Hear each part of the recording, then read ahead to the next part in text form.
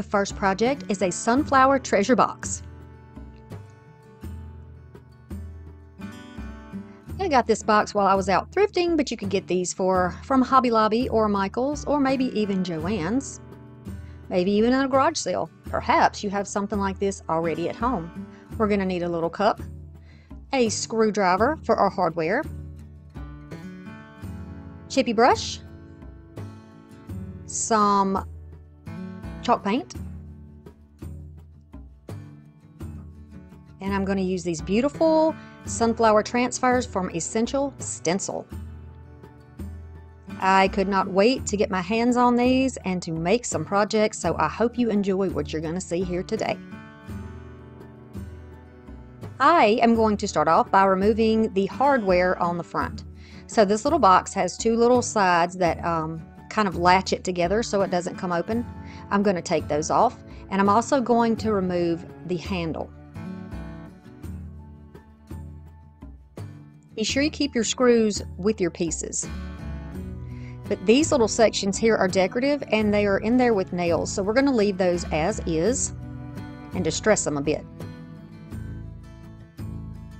I'm going to flip this box over and take the tag off.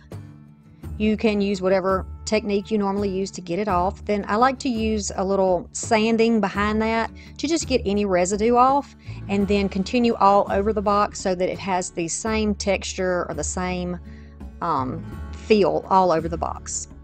You can see that when they put the screws in for the hardware, it kind of leaves a little puckered or raised area. I want to be sure that I get all of that off. Now it's important that you take a dry cloth and wipe your item down after you've sanded it, because it does have a lot of dust and you don't want that muddying up your paint. I'm going to start with my green here. This is actually like an oatmeal, I believe is what the color is on the bottle.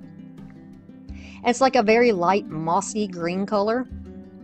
Really pretty color, and I've used it in a couple of projects and I really like it. I am using dry brushing here to go all over this, and I like to build up from light to heavier till I get it the way I like it. While it's still kind of damp, once I've gotten all the sides done, I'm just going to wipe a little bit at the decorative corners. And if you have something like this on your box, you can, wipe it completely clean if you don't want it to look distressed. But I like the look of it possibly have been painted years ago and it's chipping away and, kind of tarnishing. I like the look. So once that is dry, I'm going to take my plaster chalk paint, and you can use acrylics for this if you want. It won't have the exact same effect, but if you don't have chalk paint, just use what you have here. So I am getting some paint on it and then offloading it onto the crafting paper that I have underneath my project, and I'm going to put that right over the top. The idea of having different color paints here is just to kind of make it look like it's been around a long time. Maybe it's had some paint that has been scratched off of it, just going to give it that look like it's been around a while. I'm going to go back with a damp cloth, or I'm using a baby wipe here, and just kind of taking some of it off, maybe where it would naturally rub off, and leave the rest of the paint on there. I'll do that all over the back, all over the top and the sides. Now I'm going to work on my hardware. I started off by doing it very, very, very lightly, and it just didn't match the same look as the little decorative pieces in the corners. So I do add a little bit more, and I'll show you that I do that. But it's always easier for me to start very light and just kind of build it up. So that's what I decided to do on these. I do have all my little screws in a separate cup so that nothing's on the floor, because these screws are itty bitty. So I decided to make it a little heavier, and it actually turned out a whole lot better. Now you may be wondering, why did you even take those off if you were just going to paint them? Well, we're going to be adding some rub-on transfers, and I want those to be underneath all of the hardware. So we have to do it this way to accomplish that look. After I have these done, I'm going to add a little paint in the little cup, a little paint on the brush, and work on all those little screws that are down in there. Sometimes they'll get stuck in the brush, but you can knock them against the side and they'll come loose, and then you can empty them out on your paper so they will dry individually. If you want to sand over the top of this to give it a little more of a muted look and kind of blend things a little further together, you can use an emery board, a piece of sandpaper, or you can use one of those little foam hand sander things. I wouldn't use anything like a electric sander because we don't want to take that much off. If you get a little heavy-handed, you can go back over it and finish it with your paint, or you can just sand it down and that'll kind of mute it out a little bit. So here's one of the pages of those rub-on transfers, and I'm trying to get the fit to make sure that it will go on the top, and I love that this piece will fit perfectly on the top of the box. I'm going to leave this all together with the backing still on it and cut this out. Personally, if I cut the pieces out, it just makes it go a little bit faster. Just go ahead and cut them out, take off all the negative space that you can, you know, so you don't have a bunch of extra around, and go ahead and place it down.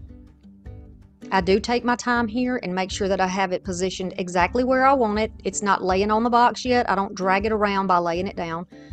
But once I get it where I want it, I'm going to press it into place.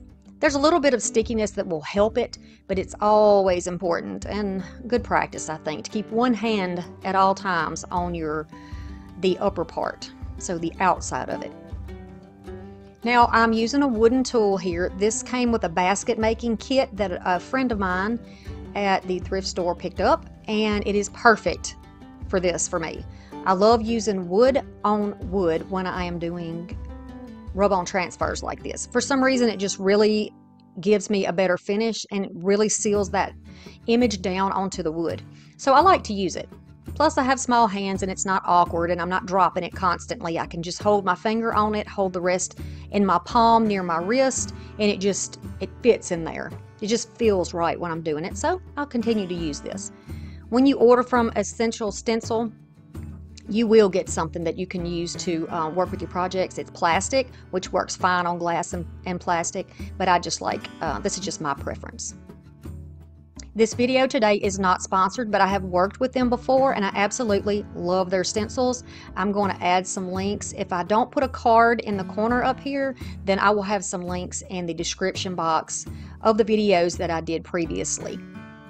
So you can check those out and see if this might be something that you want to add to your crafting kit. Now I'm just going to put that little plastic piece that was on top, I'll put that back down and just rub that down really well so every piece of that is sticking to the box, just to be on the safe side. This is just the most stunning, beautiful artwork. These flowers are beautiful. But you know, they have lots of other things too. If flowers aren't your thing, then you know, you can do birds. You can use any type of seasonal or holiday pieces that you want to use, but sunflowers just do it for me. I love sunflowers in summertime and in fall, so you will see more crafts with sunflowers and such. And I'll probably link for you a video of other sunflower crafts just in case you want to see that. So I'm going to go along and I'm not too concerned. Some of these are going to be a little bit big for the space that I put them, but you can fold these over the edges and burnish them down and it looks like they're just wrapped around. So I like the idea of that. I like the look of it. It's kind of unexpected, I think. Makes it nice, makes it different, makes it your own. That's what we do here on this channel, right? I hope that you feel encouraged when you watch my videos. I know I'm leaving all this in and you can clearly see how you're supposed to do this, but you know, why not have a little chat while we're doing that? I love to bring you ideas that you like, that inspire you, and I want to do that as cheaply or as inexpensively as I can, but still giving you that look that you paid a lot of money for it. You know, we like that. We like the idea of having our house looking special and it bringing us joy when we look around and think, you know what, I made that. I made that and it brings me a lot of joy. So you want to continue along here, and now I'm just taking my little tool and I'm just going to go right down in the crack where the box is together. So where my stencil goes over the opening in the box, I'm just going to go right over that line so that this can still open up and still have a really nice finish. Y'all know I love a print that looks like it was painted on, and I feel like that's what it looks like. with this project. I feel like that's how it looks. And you know, if you can't paint, a rub-on transfer is a very good option for you. I cannot do, you know, I can do crafts, but I'm not the kind of person who can just paint. I can't do that. Not this type of a detail. It's beautiful, and I admire so much the people who have that gift, but that's just not my particular gift. So I like to use something that gives it that look, though. And I think you can do it with a stencil. And you can take a project that looks, I mean, we had just a little box here that just looked like really nothing fancy at all, and make it into something that's personalized. You know, you could use this as a jewelry box. You could use this to put receipts in. You could use this, maybe give it as a gift to somebody. You could fill it up with some candy and make it a get well gift. You know, just wrap a pretty ribbon around it. You could do any of that with it. So the painter's tape here was really just used to help hold the box together nice and tightly until I could get my stencils, or my transfers on rather. And then what you see me doing now is just making sure that those are rolled under so that it doesn't peel away. I've never had one of these transfers to peel away, but I always like to do things, you know, maybe do a little bit extra than trying to have to fix it after you mess it up. Okay? So that's what you see me doing here. Now I've moved the tape to the sides because we're going to be working on the front. Now you can see the screw holes and everything here, and that's why we removed the screws. And we sanded it so that when you put your transfer on there, it won't make a hole in it or make it look kind of cheap or raggedy. Want this to look like one piece with the box. So I'm just going to put these transfers down, and you can put them right over the top of the holes if you can recall where the holes were. Sometimes on the inside of the boxes you can see where the back of the screw would go. On this particular one you could not see it, but I could pretty much gauge where the hole would be. So I'm going to do the same thing as we did before. And if you hold it on one side, so say you're right-handed like me, you can hold it with your left hand and then work from the right to the left while still holding it in place. I've never had one to slip on me doing it that way. If that helps you. You definitely don't want it to move because it could make a skip in your print, or it could just really mess you up. Also, be sure when you're taking them off of the backing that you don't put your fingers on the actual picture itself. Keep it on the clear part because it will transfer to your finger. And you'll probably see a little bit on my finger after a while when I start working with the Dollar Tree transfers on another project. So I always want to make sure that I don't make any mistakes here. Sometimes you can see that the picture looks lighter when it is stuck down. So you can see through it that it's actually separated from that plastic part on the top. Look how beautiful. I love the look of this. You know, something like this, if you used, maybe if a bride was, you were given a gift to a bride, you could do it in the colors of her wedding, and then you could do something old, new, borrowed, and blue in this box. How cool would that be? Then she could keep it, you know, it would be a keepsake. That would be nice. You could use something like this with maybe little animal prints. You could use something like this for a baby shower. You know, maybe mom could put birth certificate, a little clipping of the hair, the first tooth, you know, all those sentimental things moms like to keep. It would be good for something like that too, I think. You put love notes in here. Oh, my mind just goes everywhere with it. Not really sure what I'm going to use mine for yet, but this is definitely a keeper. So if you pull it up slowly like that, if a little bit's lifting up, you can just lay it down and it will go right back into the same place. So again, I'm just going over the cracks there to make sure when I open it, I don't peel anything or have any weird seam on it. Now you can take your tape off if you would like and put the hardware back on. Of course, if it's easier, you can just leave it on there.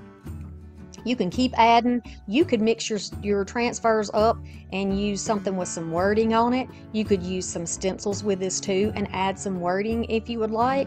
I just don't feel the need to put a word on everything anymore. Now, I used to because I really loved farmhouse, and I still have a special place for farmhouse, but rustic has always been my thing. So rustic and cottagey and just woodsy. You know, your tastes kind of change over the years, I think. Maybe not for everyone, but for a lot of people. Your tastes change and your personality changes and things change in life, you know. Different things begin to bring us joy and some things aren't as important as they used to be.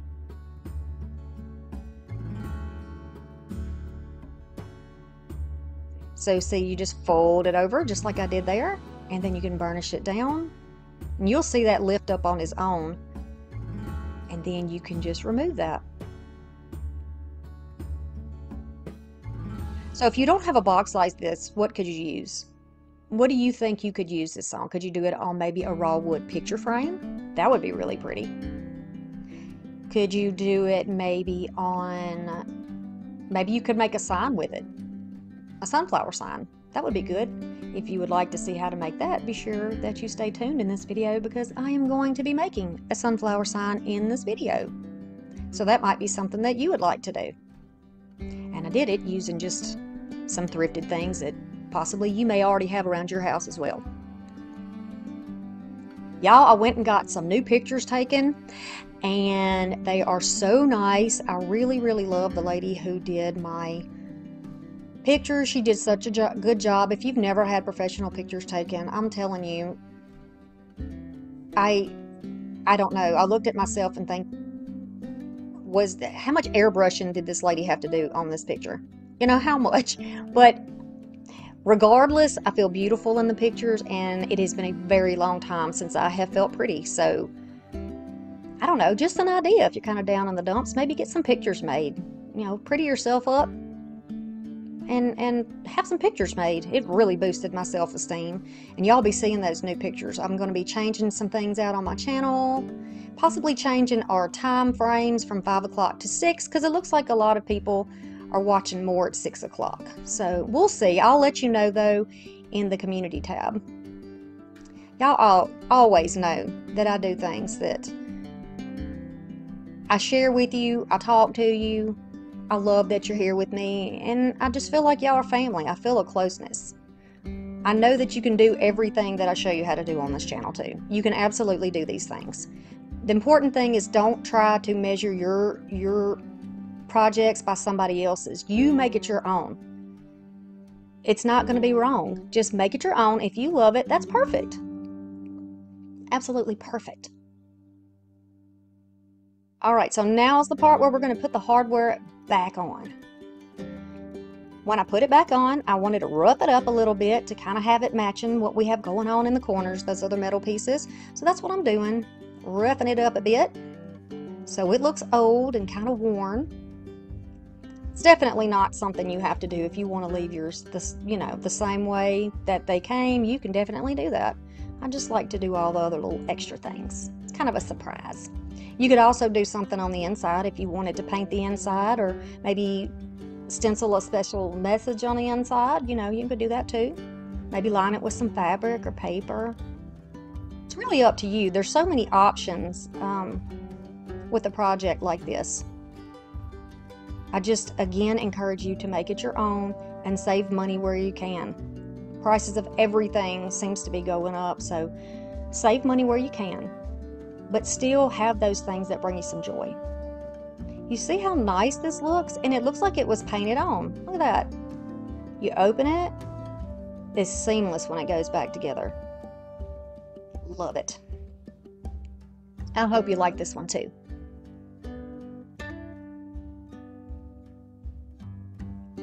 For the next project, we're going to do a sunflower lighted home, and we're going to do 3 of those.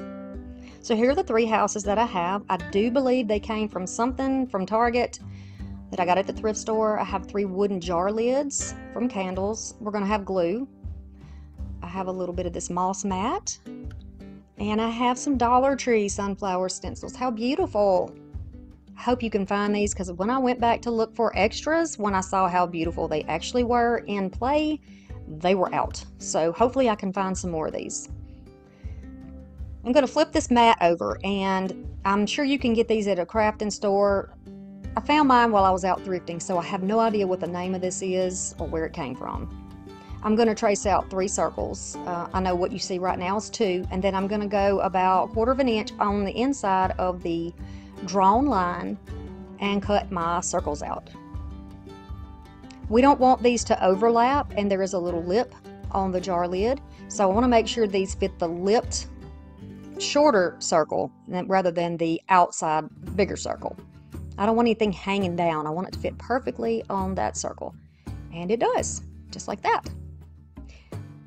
So each one of these lids will get a circle of the moss, like so.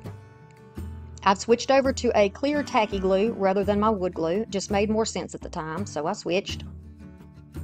And I'm going to use that glue. It's very thick, by the way. Good quality glue. I'm going to make some swirlies on there like I'm decorating cinnamon rolls. And then I'm going to take my glue gun and make a couple of dots just to grab it and hold it in place until that glue is dry. You want to do this quickly because the glue will dry fast, the hot glue will.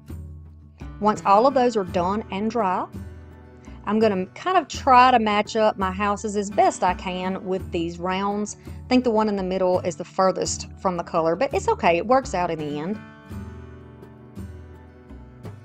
And then we're going to get our stencils out and we're going to put them on the houses. So I'm going to cut these out in little sections just like we did the big one. And I'm going to cut them into pieces that will fit nicely on here on top of these houses. Now these little houses have kind of windows in them. If you get some type of little houses, wooden houses from Dollar Tree or Dollar General or wherever you get them from, there might not be any windows, so there may be one part of this that you don't have to worry with.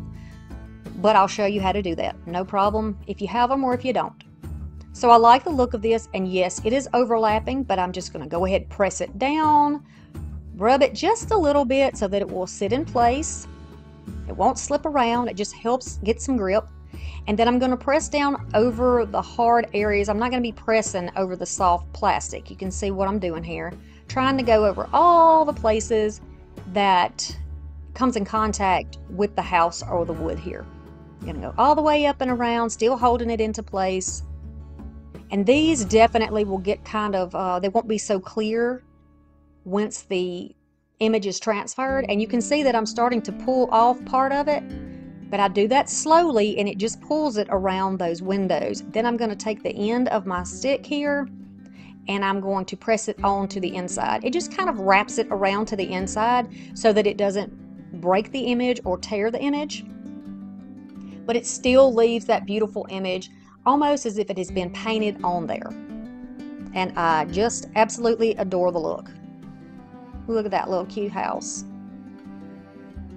Then of course, take your top, rub it so it stays down. If you have any pieces like the pieces that I didn't use because they didn't come in contact, you can add those in. If you've got an extra flower, a leaf, something that comes off, put that back down there and add it to the picture. And it's going to sit right down there. It looks like maybe a marigold or a mum beside the sunflower. I don't know. And then each of these houses have the windows in a different shape. They're a different color and a different size. So I want to add this one to this one. Up here in that little open space, we're going to use the same process as we did before. Y'all are going to be professionals at rub-on transfers before this video is over. I promise you, if you're not confident enough to use those after this video, watch the video again. Seriously. They're so easy to use. You do not want to be intimidated. Do you see that little black spot on my right thumb? I mean my right pointer finger? That's a transfer that stuck to me. So they will definitely stick to your skin. Oh, it would have wash off though if you do a little scrubbing. So I took another little piece and I'm going to add that to the bottom. It's just a little piece of greenery, but it fit nicely in that space. And then I cut off a little blue butterfly. There's two different types of butterflies on this stencil. And I'm going to add it here. Now, I certainly could have used the bigger sunflowers on these houses, but they would have covered the entire house. And if that's the look you're going for, you just go for it. You can do it any way you like it. But because of the scale of these houses, I thought it would be better to just use the smaller ones. And I wanted to show you how nice the Dollar Tree stencils are too. Not stencil, transfers. That's what they are. They're transfers. I do it every video, y'all. Okay.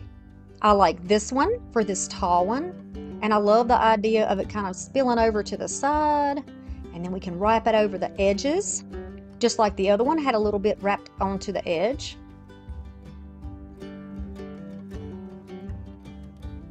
I'm going to do the same thing as we did on the other one, and just be sure that you don't, if you do have these little windows and openings, that you don't push down on it and cause that to lift up and tear the image that's underneath. You don't want that to happen. I'm not really sure that tear is the right terminology either, but you get what I'm saying.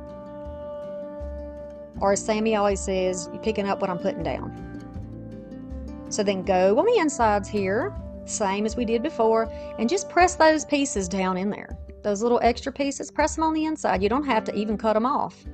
Don't even bother doing all that work. You don't need to do that. This is so easy, and just a little bit of pressure and just kind of push it up and down a little bit. It's going to stick perfectly on the inside. It's going to stick to any wood you put it on. Well, for these projects anyway. Maybe these wouldn't work if you had a piece of wood that was lacquered, or you had some type of a thick, you know, shiny seal on it. It might not would work. But this always works for me. And I'm absolutely loving rub-on transfers now. I don't know what I was afraid of, but I love them. And since this house is kind of big, we're going to go ahead and add some more to the bottom. Make her unique and special. And do it the exact same way as we did the other things, the other little things.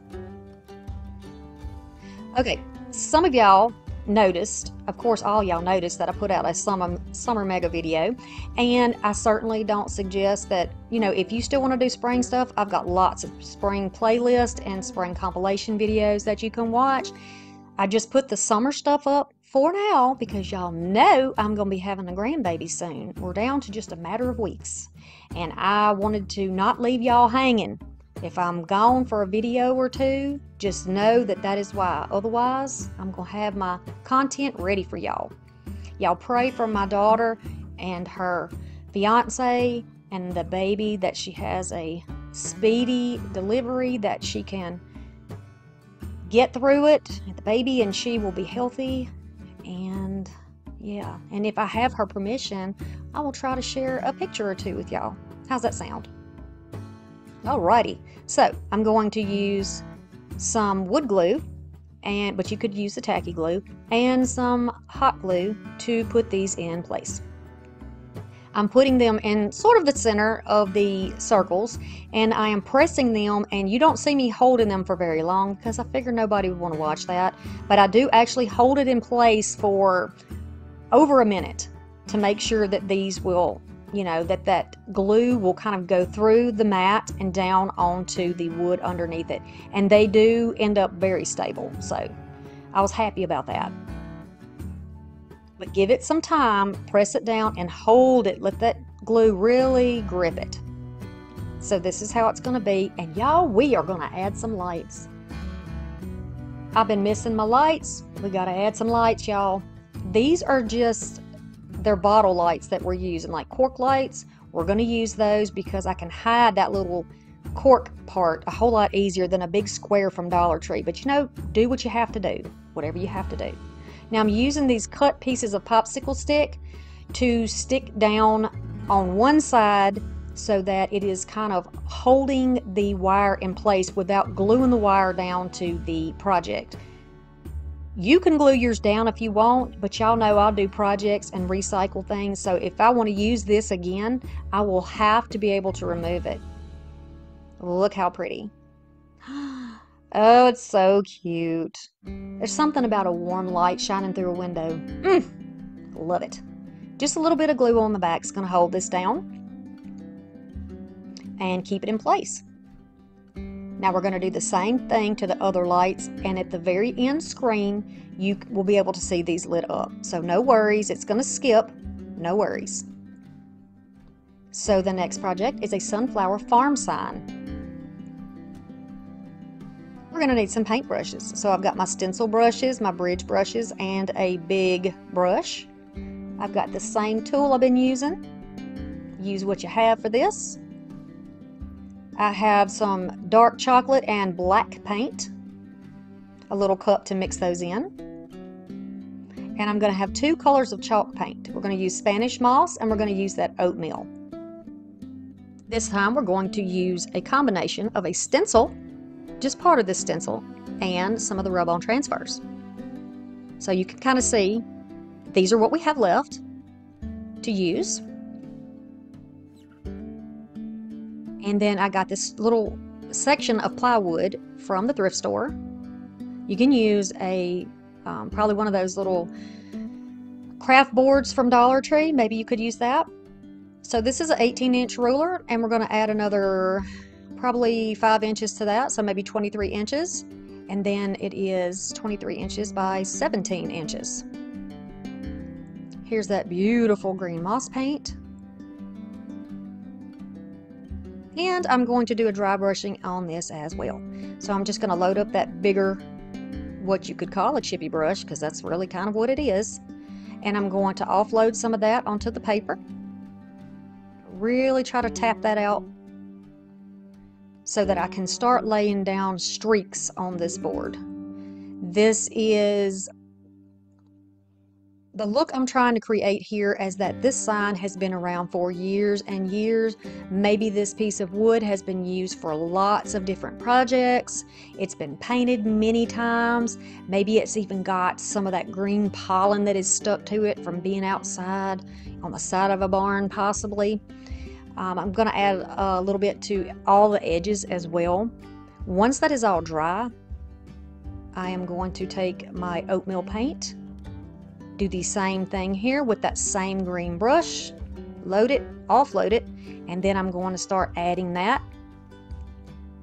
This makes such a nice aged finish, in my opinion. I really like that, especially considering that spring and summer you got pollen everywhere in the South. It just covers everything. My car looks like this right now. Unfortunately, that's true. It really does. It needs to be washed. So I'm just going to dry, because I want to make sure that I'm not touching anything that's wet and I'm not smearing anything, so that we can go on to the next step. You can set it in front of a fan, you can leave it, walk away. When you dry brush, it doesn't take that long to dry. Once it's dry, it's got kind of a gritty feel. So I'm just going to go over it with my sanding block, and I'm not doing this hard, I'm just kind of going over it. And I'm also going to go over the edges, because whoever cut this piece of plywood, it splintered a little on the backside. So I'm just going to sand that down, because I do not want to get any splinters in my hands. And then I will be wiping off the dust that comes off. And you can see here that it comes off on this dry cloth, a lot of it. And I don't want that to muddy up the paint that we add or get underneath and interfere with our stencils and our transfers sticking down. So there's really no true reason as to where I put each of these flowers. I just went ahead and started with one big bunch and thought, okay, we'll start in the left corner, and I'm placing it down, holding it, pressing it down, and then I'll get my little stick there and just start working on it.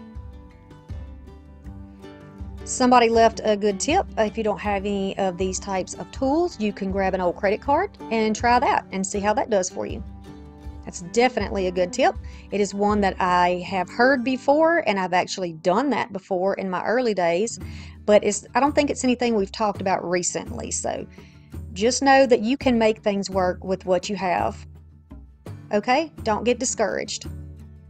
Now, y'all are pros already, right? Y'all know exactly how to do this. You know what to do. So for this one, there's a lot going on in it. It looks good. Looks like we've pieced it together with a bunch of goodies. And these 2 larger flowers, I'm going to have one on each of the bottom corners. You can flip them around so they don't look the same. You can put them in the position where they're mirroring each other.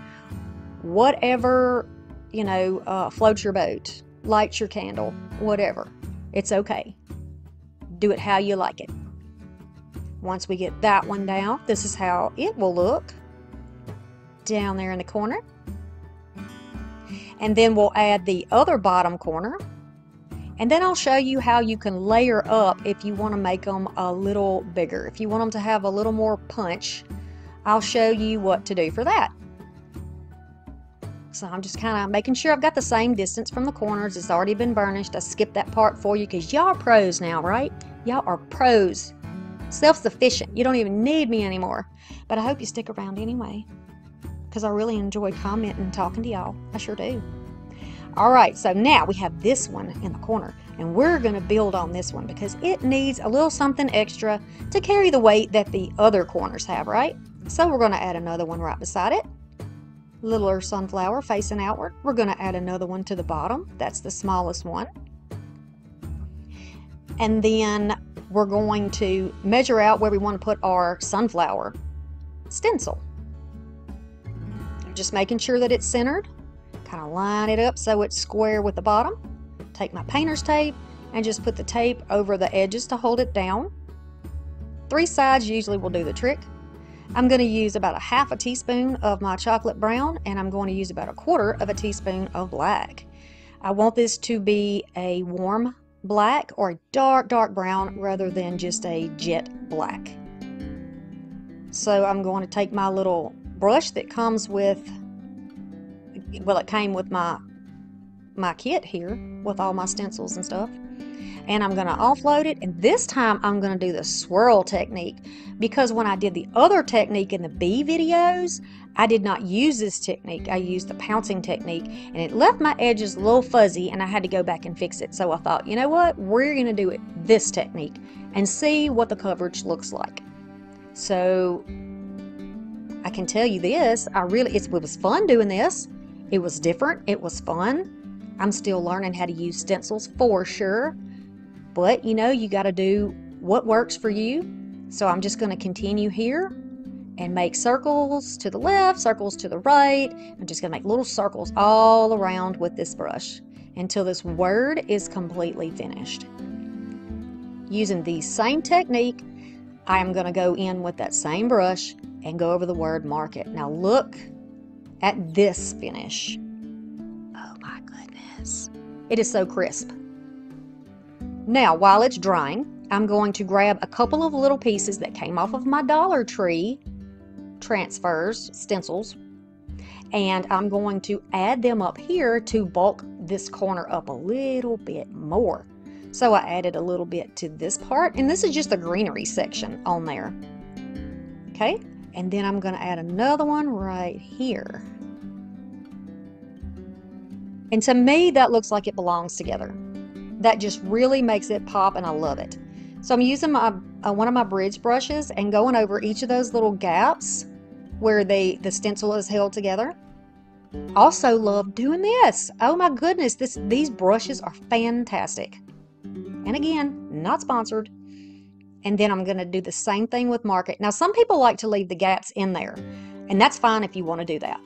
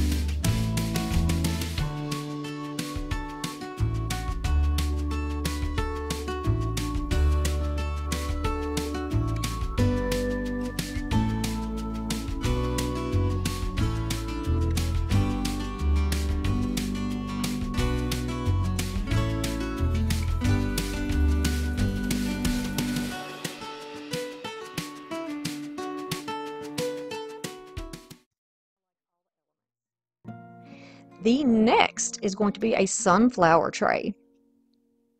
All right, we're going to use some walnut wood tint from Home Decor. We're going to use some Waverly Pumpkin chalk paint. I'm also going to use some Folk Art chalk paint and sheepskin. A couple of different brushes. We definitely need chippy brushes. Some school glue.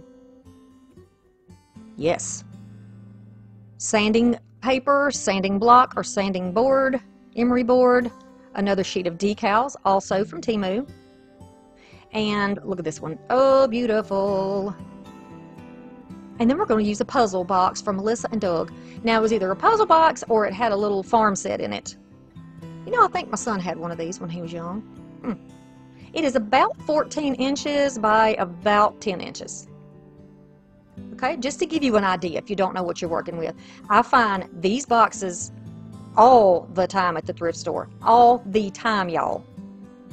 All the time. People passing by, I'm grabbing them up. I also use them for storage with my supplies in my craft room, and I love it. Okay, so we're going to sand it down. There are some little areas with paint and crayon. You know how kids are. I'm going to clean it up really, really well with antibacterial wipe. Also, you could use, you know, any alcohol hand wipes or some alcohol, whatever you want to use. Then I'm going to cover the back in black because I couldn't get that sticker off and it was driving me nuts, so I just made it black. We're just going to disguise it. Nobody's going to look under my tray anyway. You know what I say about people picking up stuff and looking on the back of them in my house. You just go right on back to your house then where everything's perfect because it's not here.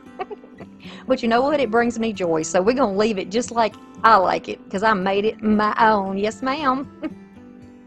All right. So we're going to use this like a wax. What I love about this, or like a stain, is that it doesn't have odor. Like there's no high odor like you would get with some type of stains that you use on wood. It does not have that. Not stinky, fast dry time, and you can get it off your hands and your table, you know. And I like that about this. Love that rich dark color too. It's just, yes. Look how much better that looks already. But don't worry about the bottom because the bottom is sort of like pressed wood or something. So it's not real pretty. You're not going to see a lot of grain on it, but it'll be covered up. I'm going to add down some of that school glue and attempt with my brush to get as even a coat of glue as I can. I'm fairly new to the crackle paint scene. I do remember it from the 80s. I know it is not everybody's thing. I am fine with that. I am totally fine with that. But y'all, I think it looks really nice. And I'm glad that it came back, but it's coming back in a different way, I think. And this, it's a pretty look, I think. Rustic look, let's put it that way. So you can see some of it's a little bit thicker, some of it's a little bit lighter. That's okay. It'll just change the way it crackles. I'm going to wait a few minutes to sort of let it get a little bit tacky, and then I'm going to grab a chippy brush and my orange paint. Mistake number one, should have used a wider brush. Really should have used a wider brush, but I used a thinner one. I could have moved a lot faster. They suggest that you don't overlap your paint, that you don't go back and forth on it, that you lay it down and you leave it alone.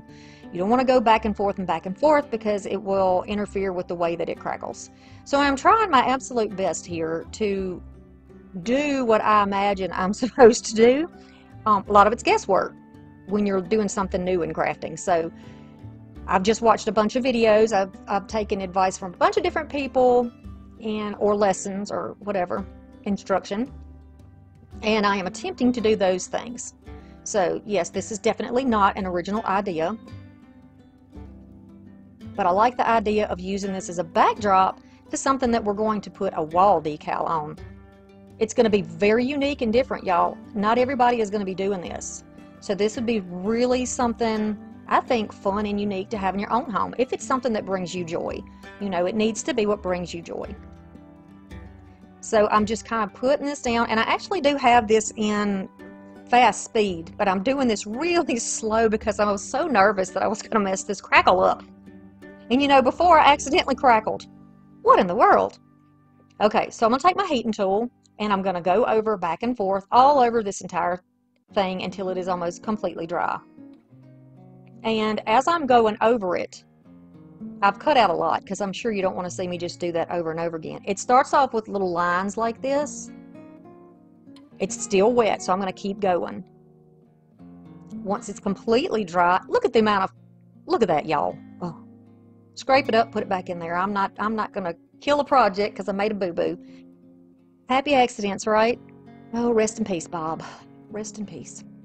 Okay, so I'm going to take a thicker layer this time and a bigger brush, and I'm going bolder, y'all. I'm going bolder with this next section. We are layering this up.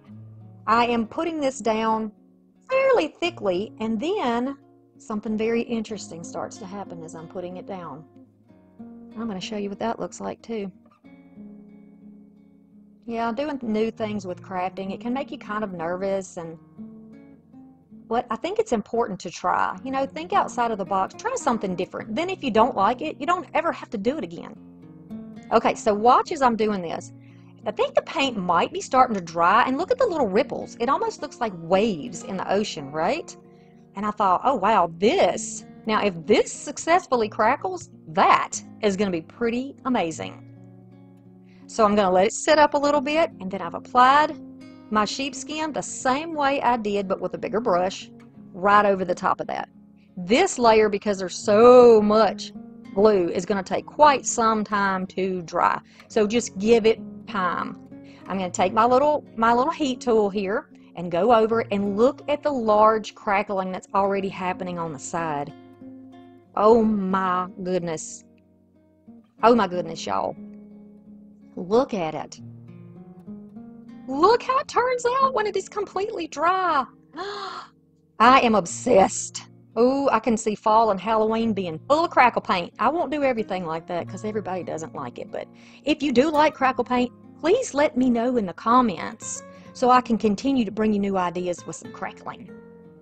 Okay, so I made a little mess on the side. I'm just cleaning it up with some wax, but you can go back in with that stain and use that if you would like, or the tint, wood tint. I am going to make sure that I have got this sanded down just so that I have a good adherence of my wall decal onto this tray. And I'm just going to go over it, you know, just a little bit. I'm not going nuts here. I don't want to break all my crackling down. Just going to go over it, try to get a nice smooth surface. And then always, after you do this, you need to be sure that you use dry cloth to clean it up. So I'm just using a dry piece of some type of a felt or fleece that I have left over. I like to use scraps for this kind of stuff. Getting in the corners, getting all the dust out that we took off. And we're going to start cutting out that decal. This one is on the sheet with all the little butterflies, and you can see what I'm cutting out is one whole piece, and then I'll be left with 2 sections of butterflies. I'm going to peel this off, and I did look before I started the project to make sure that this is something that would fit in here, and it does, of course, or you wouldn't be seeing it on camera right now. And I'm just going to place this down. I'm not trying to get center or anything. I'm trying to get most of the flower in there, but it turns out that it ends up being basically centered.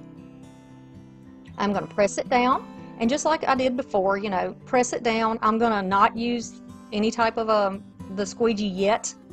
I do get a little braver soon because this is not sealed. This is not sealed. Remember, we just have that paint sitting there.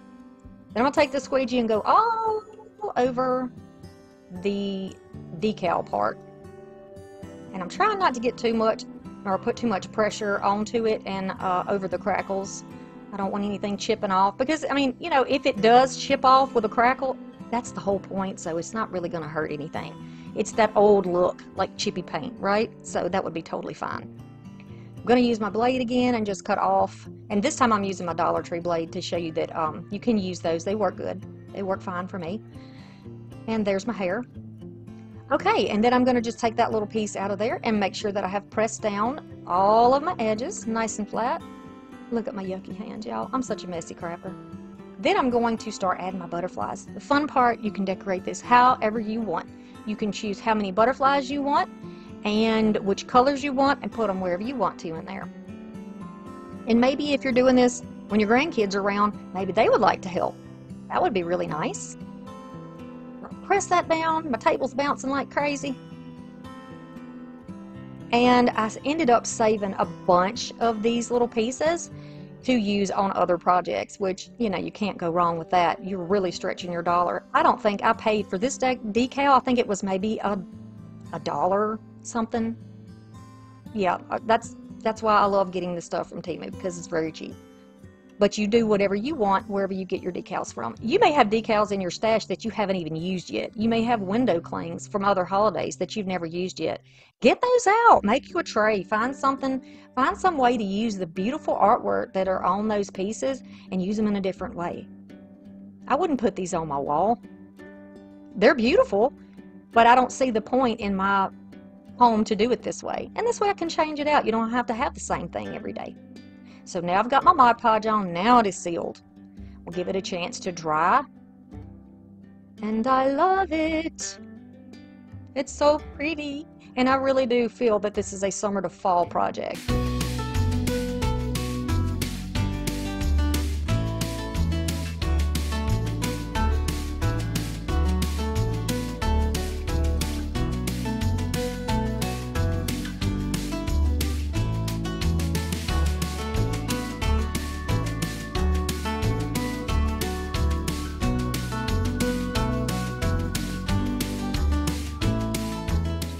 From the Dollar Tree. That's right. We're going to start off with a little pencil. I've got this beehive frame from the Dollar Tree, some fabric that I thrifted, and a piece of foam board. Mine's a trifold, but I'll cut it down, but you can get yours at Dollar Tree. We're going to take the tags off here, of course. You can see that it's not completely painted. That doesn't bother me, but if you need to, you can go ahead and get some yellow spray paint and fix that up, or maybe even acrylic. To make it a little easier while I trace this so I don't move it around, I'm just going to use a little bit of clear tape and just tape it across each one of those little ribs, and that way there's no tape on the outside that interferes with the shape that I'm tracing. Very easy. Once you get that done, you can just pop it off. I did break one of my rings, so be careful when you do that. And then this is a shape you get. You can use your cutting mat and a X-Acto knife if you want to, or one of those little finger knife thingies. But I went ahead and grabbed up my scissors because I was catching heck with that little knife. And the scissors work, it just takes a little bit longer. And I'm trying to get the big pieces out of the way. You know, hack at it and then do a little bit of a nicer cut along the edges. Just kind of remove that bulk. So there's the shape. It is not completely perfect. It's got little jagged cut marks in it. I'm just going to grab my sanding foam block here and just lightly go right over all of these edges. That'll get that extra paper off. The foam that's on the inside will shear off of there as well and just give us a little bit of a smoother surface to work with. You could use an emery board to do this too if you wanted, or even a piece of sanding paper, whatever. So you can see the little pieces that have fallen down on the bottom, and here's our shape, and it fits perfectly.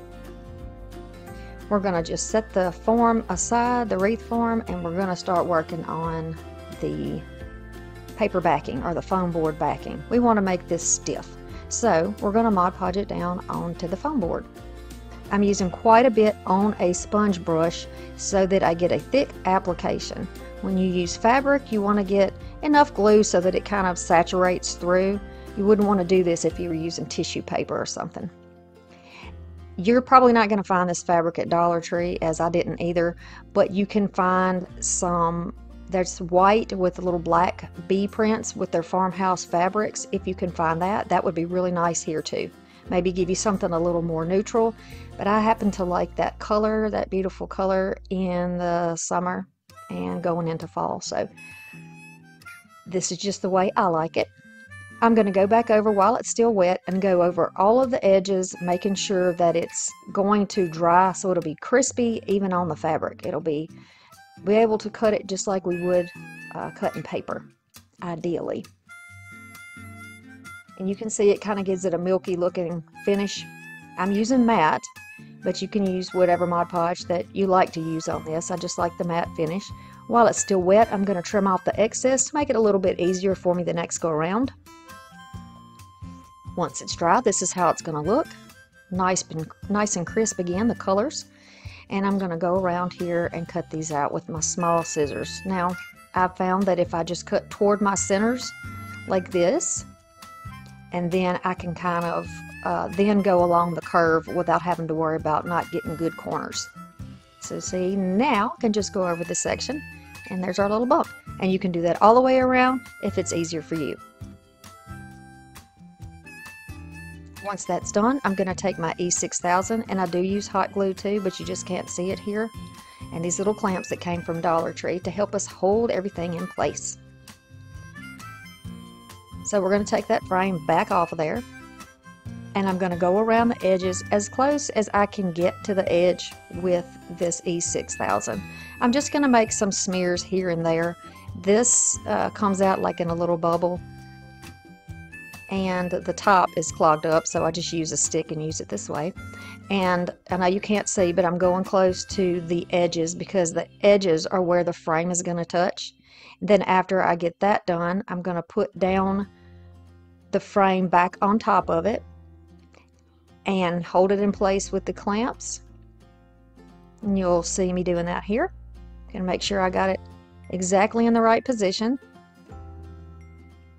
It's shaped a little differently on the top and the bottom, so just making sure that it's right and back in the right spot. These clamps can help hold it in place, and then I'll go around and all the sections where I did not put the E6000, I'm going to go around that with some hot glue. Just on the outside, not on the inside. And that's going to help hold it in place until our E6000 is dry. Once it is all dry, you can see here, it works perfectly. And I did not glue down any of the middle sections because I knew I wanted to add a little something extra. I'm just going in here with my scissors and trimming up a little bit of extra fabric that's, you know, little ragged pieces. Just going to go ahead and trim it up on the front, make it look nice and neat. You can go over that with black or yellow paint if you wanted to. I'm just going to reuse a tie that I got off of something else, and I'm going to put that in the back. You want one that's wide enough that if you put a bow on here, the bow is going to cause the weight to shift to the other side. So if you're going to use a bow, you might want to consider how you put your hanger on the back of this. Might want to make one that goes side to side, in other words. So we'll give that a chance to dry, and while it is, we're going to work on a bow. You don't have to use a bow at all. If you prefer to not use a bow, you certainly don't have to, but I really wanted to in this project. And we'll be using a variety of ribbons. So this one is a thrifted ribbon that I pulled off something else at Goodwill.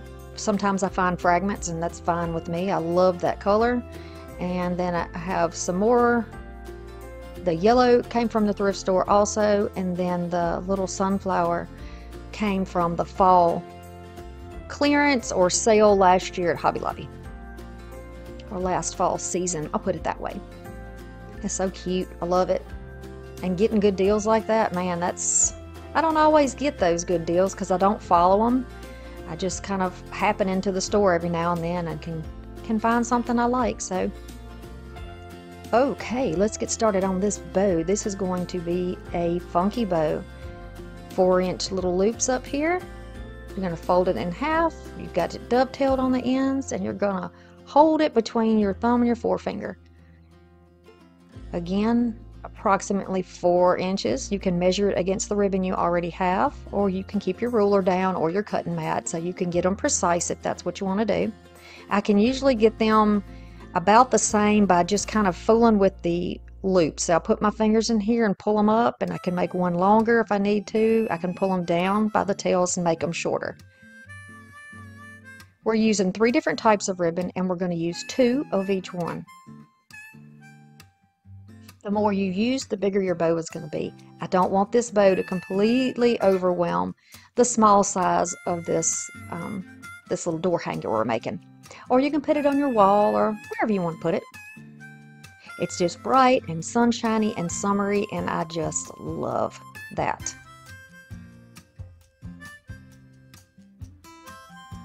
I hope y'all like sunflowers as much as I do, because I will be doing sunflowers in the fall also.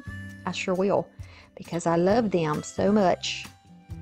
They're just very rustic to me. The colors and everything, they're so warm. I just love it. Alright, so I'm going to use a zip tie here, but I'm going to slip a little scrap of a pipe cleaner right down in there. And then I'm going to tighten it all the way down. And then you can just cut the edge off, or the extra off, with your little clippers. Or if you've got some kitchen shears, something that can cut through thick items, then you could use that too. So to fluff out this bow, we're going to make sure, if you're going to fluff it upside down, make all your patterns go toward the table, because when you flip it over, that'll be the right side, correct? Yes. The idea is to kind of divide up your colors and your patterns. so that it is mixed up and pretty, and there's a little bit of each little pattern represented in your bow when you look at it. This bow, although we made these pieces about 24 inches, we're going to be trimming up a little bit on this bow, and so these pieces will not be the same length as you see them here. But you can leave yours that way if you would like. So it's kind of easy. It's fluffing out the bow part. It's just, you know, putting your hands in there, and they have wire except for that little sunflower ribbon. They have wire so they stay up there without too much of a problem. So I'm wrapping it around that, I guess it would be almost the center loop there, or one of the middle loops, and I'm just pulling it to the outside. I want to be able to see the flowers and the bees on the sign.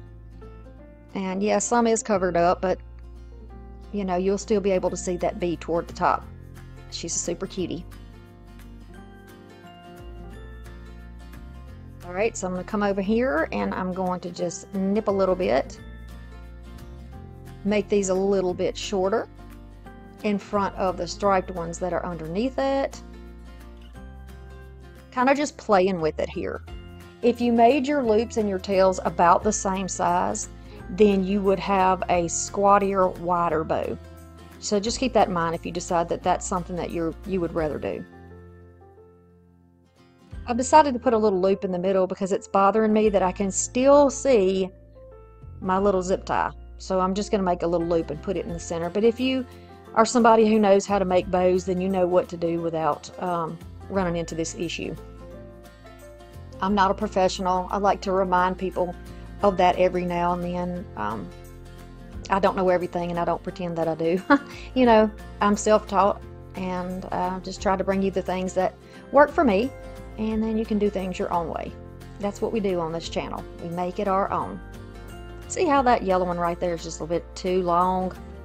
It's trying to be floppy. We're going to cut it a little shorter, and it'll stand out a little bit. I'm just wrapping them between my two fingers and pulling them down, and a good wired ribbon will hold that curve for you, and that's working pretty good. I think it's cute. I don't think that this piece would have been as cute had we not put that pretty bow on there, but maybe it's just because I'm from the South and we love big bows. Who knows? You can watch my videos on Monday and Thursday at 6 p.m. Central Standard Time. I'll see you in the comments. The bee calendar art is going to be our next project. Look at those cute little bees. All right, we're going to use some Mod Podge. This is not a new idea, definitely. People have done this before. A little Waverly. Antiquing wax, a foam brush, a regular brush. Got some little tumbling tower blocks. Mod Podge little scraper squeegee. And the calendar page. The back of this one happens to be the sunflowers. This is a box top from I don't know, what is that, from cigars or something? A telescope that I got at the thrift store. Love the wood box, love the depth. We're just going to kind of, I'm just eyeballing it to see about how much I need to remove, and I'm just using my rotary cutter here to trim off those pieces until the size is what we need to stick inside of that lid so we can make it into a sign. To put it down, I am just going to use some Mod Podge and a brush. You don't have to use this. You can use the glue stick method here if you want to. You could use double stick tape if you wanted to use this again. But I'm using that Mod Podge, and I'm using it with a thicker paper. So what you see that I'm going to be using is not the regular calendar page with the numbers on the back. This is actually the back of the cover. So it's a little bit thicker, and I don't have to worry about all the bubbling and lines and wrinkles and such. I'm just going to place it down with my hands first. There's a little bit of room on each side of the picture, but I'm not concerned about that, because when it dries, it's just going to be the wood color, and it'll just look like part of the frame. I'm going to go all the way around, making sure that there's no air left in, and I'm happy with it. Then I'm going to take that same matte Mod Podge. I'm going to go over the sides of the wood, the inside where it connects to the, where the picture connects to the sides, and all those little gaps. I want this to be completely the same finish so that it looks like it was intended to be this way. I don't want it to appear as though I've put a calendar page in a box top, right? No, that's not what we're going for. So I'm going to take my antiquing wax, and then if you don't have antiquing wax, though, you could certainly use a brown paint and make your own little stain. I'm doing this because I don't want it to be real noticeable. It's going to help support the box top so that it will be a standing sign. Once those are dry, I'm going to use the side that I didn't paint because it's sometimes hard for wax and glue to stick together. And then I'm going to add a little hot glue and quickly flip it over. I'll put one to the left bottom corner, one to the right bottom corner, and then there will be one that's pretty much in the middle. Not measured, so probably not the middle, but close enough. And the color of it kind of matches the wood, and I think it looks good. I think it works for our purpose. Nice and strong. You can see my Mod Podge is still a little bit wet in the corners there. When it dries, it's going to be clear, so that's not a problem. It's not going to leave a mess on your picture.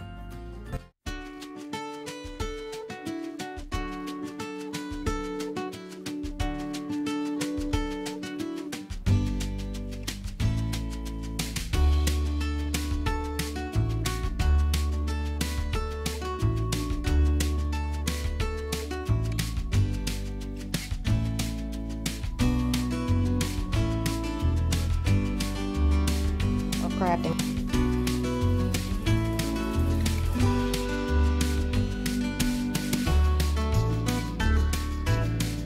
Very much in the middle of this frame because we're going to cover this up. I don't want any of that black to show through my burlap, so that's why I painted it, and now I'm just pressing it out, trying to get some of the bigger wrinkles out. To give you an idea of my frame size, these are the measurements. I am going to show you a little trick that I learned from Trish and Kay from Crafting Cousins. When you are doing burlap, you can just give a little clip, pull one string, and then you have a perfect line right up your fabric that you can cut on. This is perfect. This has been a time saver, and it keeps everything so neat. So I'm going to trim this down so that it is the right size to go on the inside of this box. I want the sides to fray a little more, so I'll pull off both sides and the top and bottom so it has just a little bit of that fringe, which I think makes it look a little more rustic, and I think is going to make it look so nice for spring and summer. See the fringe? Very nice. I'm going to grab my matte Mod Podge and a brush, and I just poured a little bit in there. I'm going to go all over where we painted, so all the way up to the edge of the frame and then all over the bottom. Then I'll take that piece of fabric that we cut, and I'm just going to press it down in here, and you can move it around when you first put it in there in the Mod Podge because it gives it a little slip, so you can kind of move it around just a little bit. And I'm just going to pat and pull it over into position, and usually going from the middle outwards is helpful, and press it all down in that Mod Podge. At first you'll be able to see the Mod Podge come through, but it will dry clear. So after I get it on, I am going to apply some more over the top. I want this to completely become part of that frame. I don't want anything to peel off at any point. So going all over, especially those little edges, all around the corners, and just put a good coat on there. I'm trying to make it even. It's not super heavy, but I want it to be thick enough that I feel like it is saturating the fabric, because I do not want this to come off at any point, like I said. I really like it, and I love sunflowers, and they're perfect all summer to me, and of course in the fall. Now I'm going to take the hanger off the back of this little canvas that I got at Dollar Tree. And to make the finish the same, I'm just going to use clear matte Mod Podge to go over the top so that everything has the same type of appearance. It'll look milky until it's dry, and then both of these are dry now. We can put these down on that frame. So it's almost like we're making a double frame. I'm going to grab a little bit of my E6000, and my top is broken here, so I just take a little bead off the top with a stick, and this works perfect for my projects. I'm going to get all the corners and here and there down the middle, and then I'll grab my hot glue and then lay that down where we don't have the E6000. We will flip that over, and I just want this to be angled sort of in the bottom section of this frame. It's a little bit crooked, but that's okay. I'm not too concerned. This is a little mini wreath. I've had these forever, and then I found a pick that I thrifted very recently at the Goodwill bins. So I'm just going to take some of those pieces off. Looks kind of like rosemary. Just going to take those off, and I'll start laying them down in the same direction, overlapping about halfway, all the way around this wreath. This is easy enough to do. I found that it's a little bit easier to put it down on the wreath and then apply it, but in some of the pieces I did actually put it on the back where it was flat. Trying to get sort of the flatter surface so it sticks down good, and so that the bulk of it will kind of, you know, go off to the side a little bit. And we're going to go in this same motion all the way around, overlapping until it is completely full, and then it looks pretty symmetrical most of the way around. Once it's dry, it's going to look somewhat like this. I'm going to grab some of this beautiful ribbon and use this as a little, like a faux hanger for the top. It's really just going to be hanging the wreath, which has essentially the smallest amount of weight, hardly any weight at all. And then I will glue these two ends together. It's just a plain loop, nothing fancy about this. Glue those together, line them up on the end, and then we'll find our placement on the frame to put them there. I flipped my frame over, and I'm showing you what we have here. I'm going to go toward the middle, and I'm just using a little pin that I already had beside me, but I can see that. And I'm going to go right across it, about the width of that ribbon, to glue this down on the frame. I don't want my wreath to be hanging on top of the little canvas. I want to give it enough room that it's on top and spaced fairly evenly. We'll wrap that around the back and glue it down there. And to give it a little extra something, I got this little chest piece. I've used these in projects before, but I thought it would be really nice because of the color to just put this on the top, just for a little extra something. Looks sort of like a finial up there. And this is our first project. So far, so good. You can watch my videos on Mondays and Thursdays at 6 p.m. Subscribe for free. The next project is a burlap vine wreath. We're going to use the sunflower burlap for this one. You've seen me use this wreath frame before. It is like a vine sort of wreath, and it's flat on the bottom and circular on the top, or semicircular. Just going to lay this down and kind of measure out about how much I'm going to use. Then I'll get a little more precise, flip it over, and then cut a little more off. I did not iron this piece. I wanted to show you you can work with it even if it's not ironed. I'm going to take my little Dollar Tree clips over here, and these clips are very, very handy with wreath making. They are very handy for me when I am also doing any type of projects where I need a little extra help. So I'll start at the top, then I'll go to the bottom. Then I don't want to pull it too tight because I don't want to distort the fabric, so I'm just going to, you know, get it kind of taut. And then I'll make sure that my clips are where they should be. Once it's time to start gluing it down, I'll just lift up in sections, one clip at a time, and just press that into the glue. Grab a little spatula, get your finger protectors, whatever you need. You could even use a popsicle stick if you wanted to press that down into that frame, or into that wreath frame. And just continue along until all of your clips are removed and you have got glue all over it. If you want to give a little additional security, you can grab your glue gun, make a few beads going down the back, and then use the spatula to rub it down. Now this will peel right off of that burlap, whatever is left on top, so you don't have to worry about it looking too messy. I'm going to grab my scissors now and do a final trim. Anything that is left hanging off from the back that you can see when it is hung up in the front, we want to get that off. We want this to be nice and neat, and once it's glued down and cooled off, this is the easiest way that I have found to do this. I hope that it is helpful to you as well. So I have this beautiful sunflower left, and I want to pull off the greenery and put this little sunflower right down in this little wreath. But the stem is too big, so I'm going to cut it off with my wire cutters. Then I'm going to take my 4 leaves and put them down in this corner. You can see how the sunflower will look just placed down in that corner.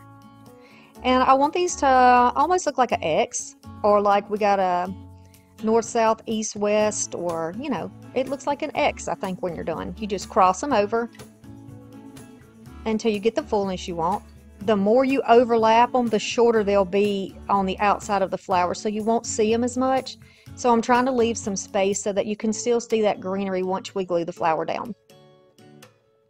In other words, your leaf base needs to be wider than the flower if you want to see it once everything is glued down.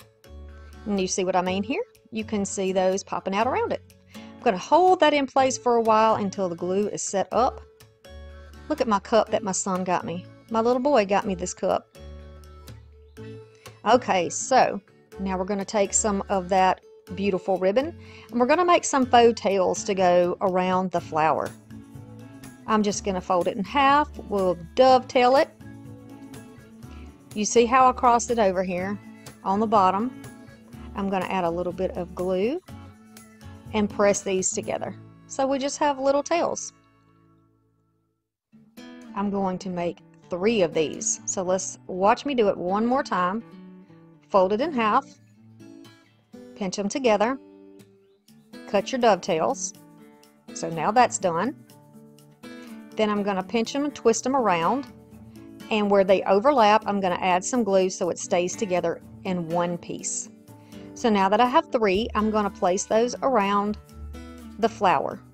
This will go tucked in between the leaves and the flower itself. Y'all, my grandbaby was born. I have my grandson. It took some time. My daughter crushed it. She did so well. I am so proud of her. The labor was much longer than any of us anticipated. But we have our boy here now, and we are so excited to have this new little addition to our family. And I'm telling you right now, for all of those people who told me that, you know, you love your kids one way, but when you have your grandkids, it's totally different. And I would agree with that. And it's so hard for me to explain. And had I not had this grandchild, then I guess I never would have realized that. It's different types of love, you know? It's different types. And that little boy has got my heart. Oh my gosh, he is the most adorable little thing. And he is a very chill baby. And oh, I just love him to death. I could talk forever about him. But anyway, so I'm going to take this ribbon and we double it over twice so that we have 2 loops on each side. Then I'll flip it over and tie it in the middle.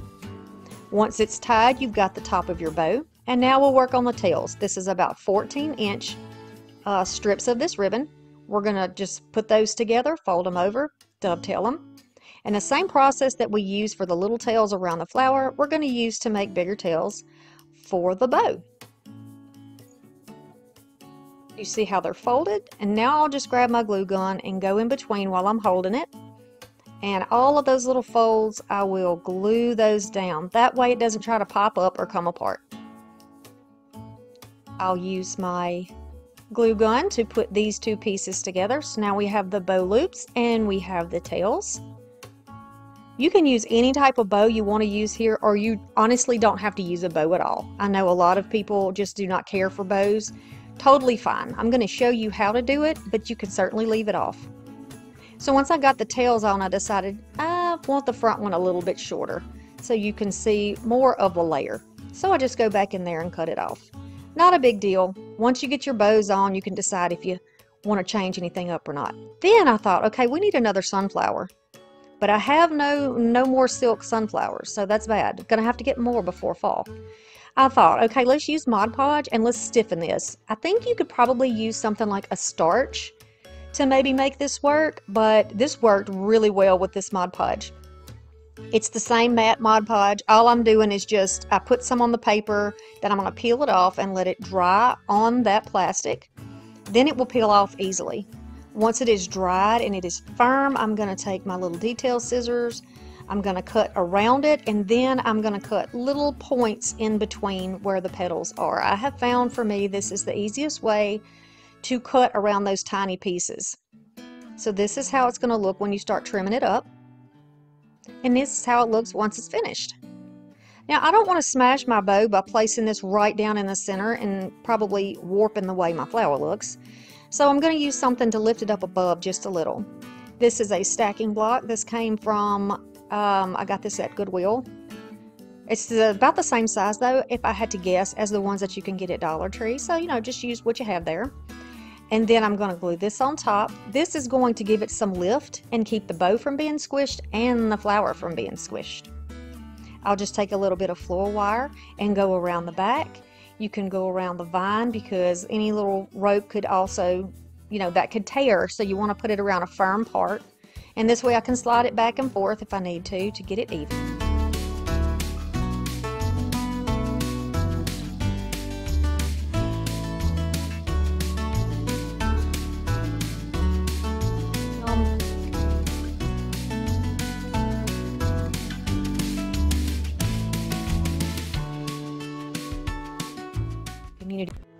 The next project is our folding table flip. Very exciting. Okay, so y'all, this piece I got from Goodwill. Another lady that I have befriended there found it. She was going to get it and take it home, but it really did need some TLC. And she asked me, did I want it? And I told her, yes, I would love to have it. So I've had it for a while, and it's very functional. But I don't like the look of it. I don't like that orangey looking finish, and the painting. I mean, somebody did a beautiful job on it, but it just really doesn't fit my home decor. So I want to make it look a little more rustic, a little more woodsy, cottagey, so that it will fit into my home. And that is so easy to do. And I'm going to show you what we're going to do. You see how this table folds? You can just take it around and just take it around your house. I hope I find a million more of these because they are beautiful and they're so nice to flip. So nice. After I have sanded with my sander outside, this is how it looks. There are some pieces on here you can see where I didn't get every single bit of that varnish or stain or whatever that orange looking finish was. I didn't get it all off, so we're going to work with that because I want it to look old and distressed on the legs anyway. And I think I do accomplish that. So be sure y'all stick around to the end of the video. When you see the final reveal, you can see what I have going on with this table and the changes that have been made. All right. All sanded. Now I've got it on my table. You can use a sticky cloth for this to get off all of your dust, or you can just use a dry towel or a damp towel. I like to use a slightly damp microfiber cloth to get all of the dust and shavings and paint particles and all that off of there. We're going to start with a very nice clean surface because on the top we're going to be painting that, and I don't want anything to muddy up that paint. Now, be sure when you're sanding and cleaning that you're getting the entire surface, the back, the outside, the edges, the inside, the underneath, the bottom of the feet. Do it all. All right, so it's been wiped, it is dry, and now I'm going to use this wood tint. This is a very dark color. Very pretty, and it's going to be perfect for what I want. I'm using a sponge brush. We're not going to do anything with the top. We're going to do everything but the top. So with this, it is a very quick drying tint. It does what a stain does essentially, but it doesn't have the odor, and it dries very quickly. So I'm making sure that I paint all the surfaces. I'm trying to move quickly, wiping this on, and you need to use long streaks when you do it, because if you don't wipe it fast enough, you're going to have little white marks in there. I suppose you would if you used some type of a stain also, but I'm making sure I try to get it even. And then I'll just take a rag, a clean rag of course, or clean paper towels, and wipe off the excess. It's going to settle into the sanded areas. You can see on the edges there, it's going to be darker on the edges, around the nails. I think this is gorgeous. If you don't want the nail pieces showing, you could obviously cover that up with paint, or, you know, you can work your magic with some spackle or something like that. But I don't mind the hardware showing in this at all. You could also do like a faux rust finish on the nails if you wanted to. But I'm not worried about that. We're not going to get too complicated on this, right? Because the process of painting and staining may not take a lot of time, but the dry time is what really makes a difference. So be sure, like you can see here, I'm going to get all over the sides. I will open the table up and get down all of the legs. You know, I'm not going to make you obviously watch that whole process, but just know that I do that. Every single bit of it. You can flip it up on the tabletop since we're not painting that, and you can do that. But you can see here the difference already in the color of the wood from that rich dark that I'm putting on there is to that orangey color that I had on there. And y'all, I'm almost out of foam brushes. I've got to order foam brushes. I've got to order sanders, chippy brushes. I got to get prepared because y'all know Halloween and this last quarter of the year that is coming up after the 4th of July, I am going to be doing some crafting because it's my favorite time of year. Our subscriber giveaway is in November every year, so y'all be sure that you subscribe and hit the notification bell because you don't want to miss those giveaways. I mean, I really like to spoil people, so you will have a package full of all kinds of goodies. There may be thrift pieces, there may be new pieces that I bought, could be Dollar Tree, could be Temu, could be Amazon, could be extras that I have that I throw in the box that I like, you know, could be remnants of really pretty ribbon or things that are difficult to find. You see how rustic that looks? I absolutely love it. So now we're moving up to the top, and I have popped the top up, and I'm going to very roughly put on some sheepskin white. It's like a white, off-white color that I put on the top of here. I've dry brushed it on here, and now I'm going to go down each one of these cracks. This was with a little, I think this is like a 3-pack or a 4-pack maybe of tools that you can get from Dollar Tree. And then I'm going to take my little sanding block here, and I'm going to sand it a little bit too, just to make the surface smooth in case we have any raised areas. We don't want that. We want to be nice and smooth for this beautiful, beautiful wall decal. Y'all, this is a wall decal. I got it from Temu. Again, not sponsored, but I got it from Temu, and I am loving using these. So beautiful. Look at this. I absolutely love everything on here. Everything. Every bit of it. Even the process of peeling this off the backing was beautimous. My table was nice and clean and painted and dust free, and I am going to put down my decal. Now just take your time, be slow when you do this. You can pick it back up if you're very careful and slow, and put it back down. Look how nice this smooths down with my hand. What I like about this type of look is the potential for it to look aged and hand painted. It's absolutely beautiful to me, and in my head this turned out even better than I thought. It really did. I'm using my little squeegee or my scraper tool that came with my Mod Podge, and I'm going to go down and wipe, well, I say wipe, scrape at it. It's not a hard thing. I don't want to cut into it like with anything metal. So I'm using this like a plastic type tool and going all over it. You can use the old credit card, your driver's license, whatever. I'm going to just snip off the overhang here, and then I will sand it down so it is nice and smooth to that edge. Y'all look, I need to do my roots. Okay, so I'm just using a little emery board here to get that sanded off, make it nice and smooth on the edge, because again, I want it to look as though it's hand painted. Now I'm going to take my razor and go right down here. You can use a box cutter, the side of your scissors, a utility blade, a rotary cutter, a kitchen knife if you don't have anything else, to go down. Once you put a decal on, go down on any material that has slats in it if you want to make it look hand painted, and cut through there and make it look as though it was actually painted on there, because we'll be able to open it, see that, and sand it on the inside too. every place that we cut. You know, we want to trim it down so you don't see any snags. You want it to be nice and neat. All those little extra details, y'all, really make things look so much better and well thought out. All right, once that's done and the whole table is dry, I'm going to be using some outdoor Mod Podge because I might want to put a plant on this. I might want to put a glass of tea on here, something that may sweat in the summertime. Well, you know it's going to sweat in Alabama. But I'm going to put this on here.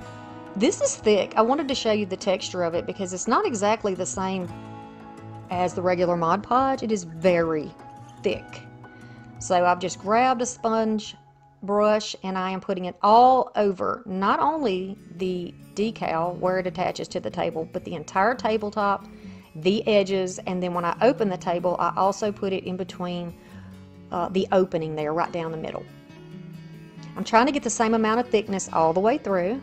I'm going to open the table so that it can dry. Next is the sunflower tin sign. Moving right along, I'm going to use a green, a brown, and a yellow. I'm going to use sheepskin, not white, even though it shows that. I'm going to grab some ribbons. I'm going to use some stencil brushes and a bridge brush. And then from Essential Stencil, I have 2 of these beautiful stencils that I'm going to be using. And I thrifted this little tin sign. It was already painted brown. I don't mind the brown. It's kind of dusty. It needs to be cleaned. So I'm going to grab my cleaner, spray it down, and then I'll just wipe it really well. Get any dust, any sticky, anything on it. Clean it off. It's got some little holes in it right there.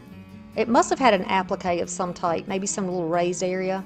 But I want to fill that in, so I'm just going to put a little tape on the back.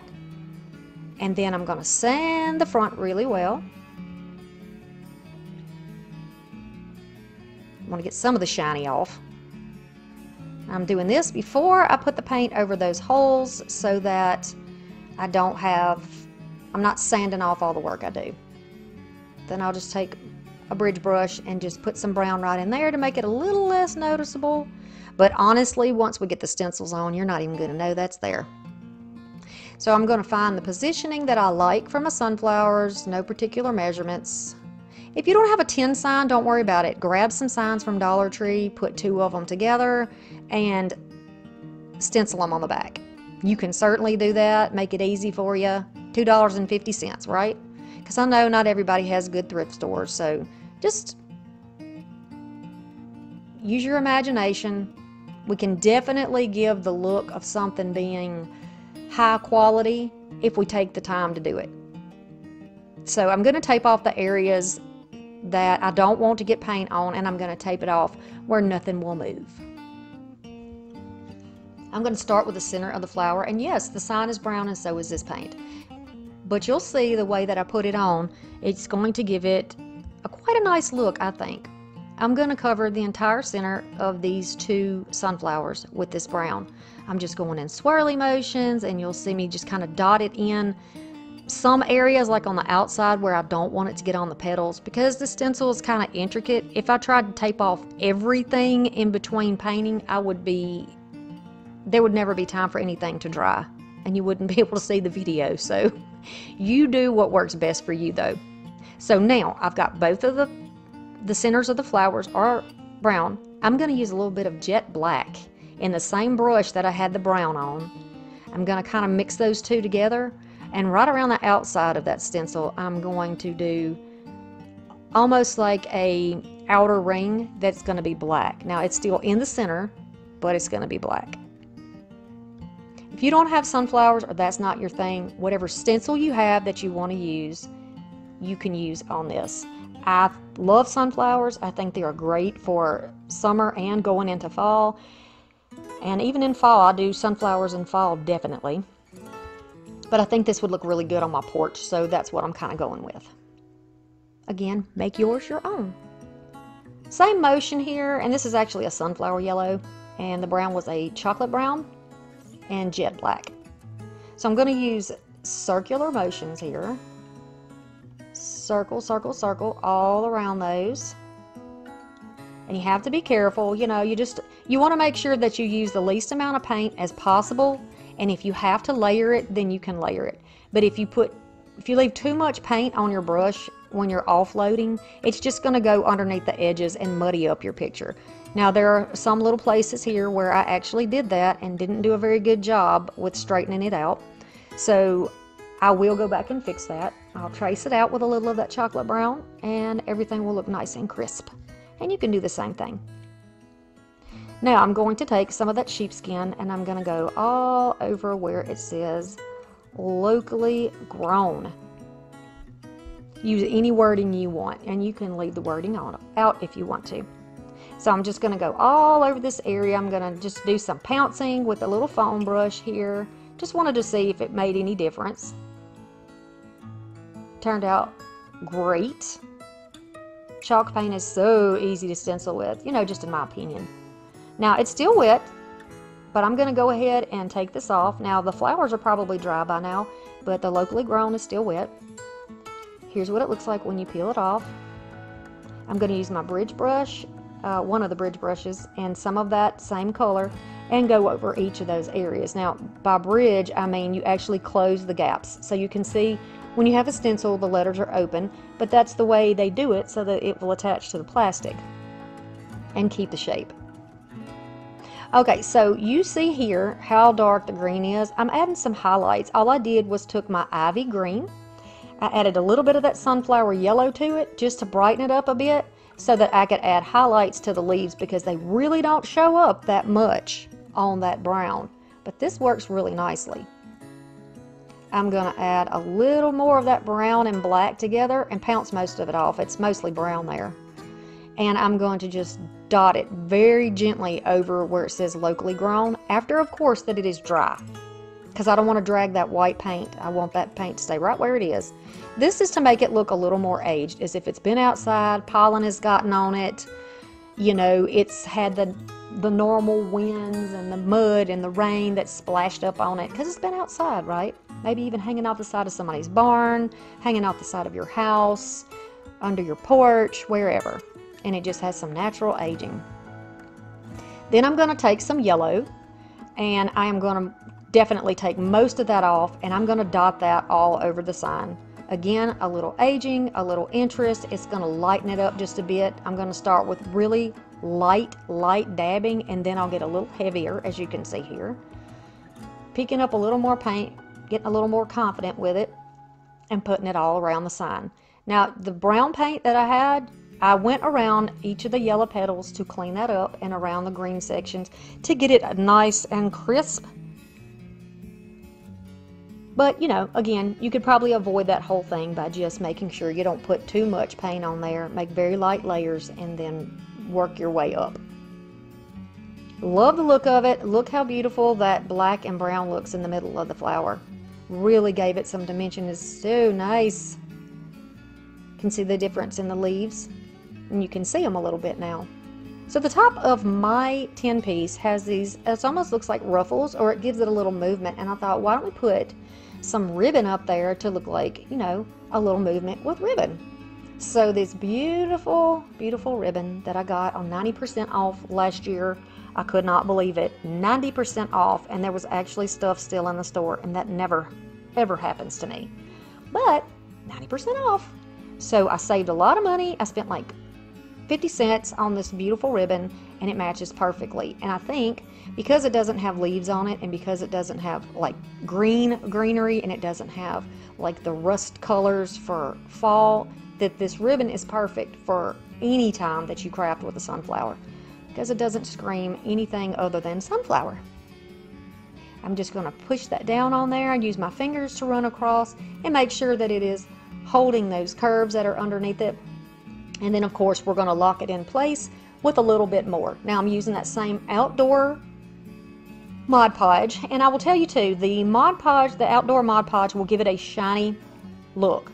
All you have to do is, after you use your Mod Podge and put as many layers as you're going to put on of your Mod Podge, you can use some polyurethane, use the water base so it doesn't yellow anything, and just go over your entire project. Of course, once it is completely dried.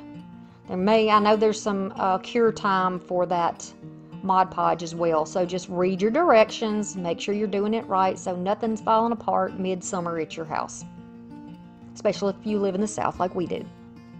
Now the top got the Mod Podge, but the back, I'm going to take the edge around the back with a little hot glue to hold it in place where there's a nice finished edge, so it looks like we got it from the store maybe.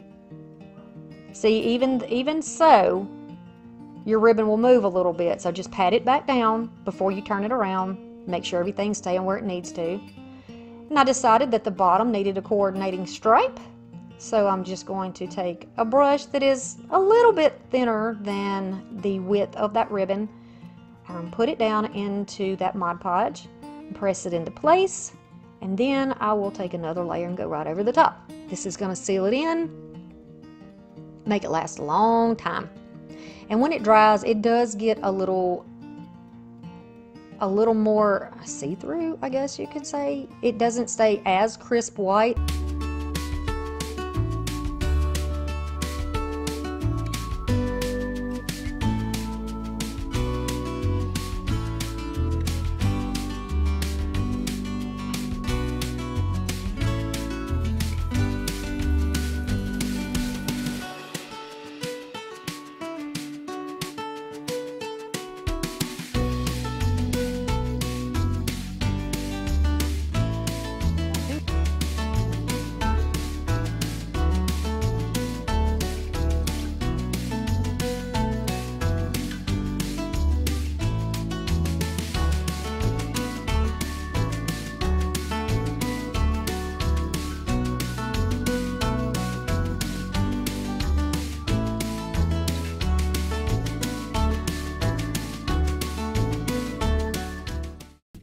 The first project is a sunflower hanging sign. I'm going to start off with a little bit of ribbon from Dollar Tree. I've got some ribbon that I got on clearance at Hobby Lobby. Both of these. I love this blue. I wanted some denim colored. 2 little slats of wood and a placemat with sunflowers. Alright, I'm going to use my staple gun as well and my glue gun and some other goodies. So I'm going to add some Gorilla Glue down here. On here I have kind of centered it in the middle, so this is going to be the top. And I'm going to place it down in that glue, and then I'll go back over it with my glue gun and staple 3. 1 in the middle, 1 on each end. I'm going to turn it around and do the other side. Now, be sure that you are using staples that are the appropriate length for the project that you are using. You do not want to staple into your table. So none of those heavy-duty woodworking staples. Those really long ones, you don't want those. These are kind of short. I had a misfire there. And that's all you need to hold these together. So now we have the structure. What a beautiful print. And I love the blue on here. We're going to make a hanger for it. And I'm just going to tie a couple of knots, one on top of the other, until I have it thick enough that it won't slip out of a staple. I'll do the same thing on the other side, and then we can flip it over. Now, you don't have to leave your hanger this long if you don't want to. I just like the look of a long hanger on this type of a hanging sign.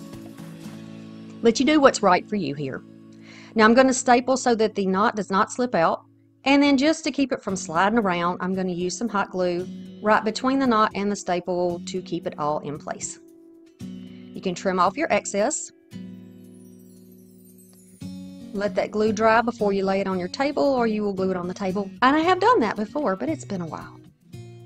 Okay, now we're going to make a bow. I have my own little bow maker tool down here, which was inspired by, the one that is, that you can buy at the store.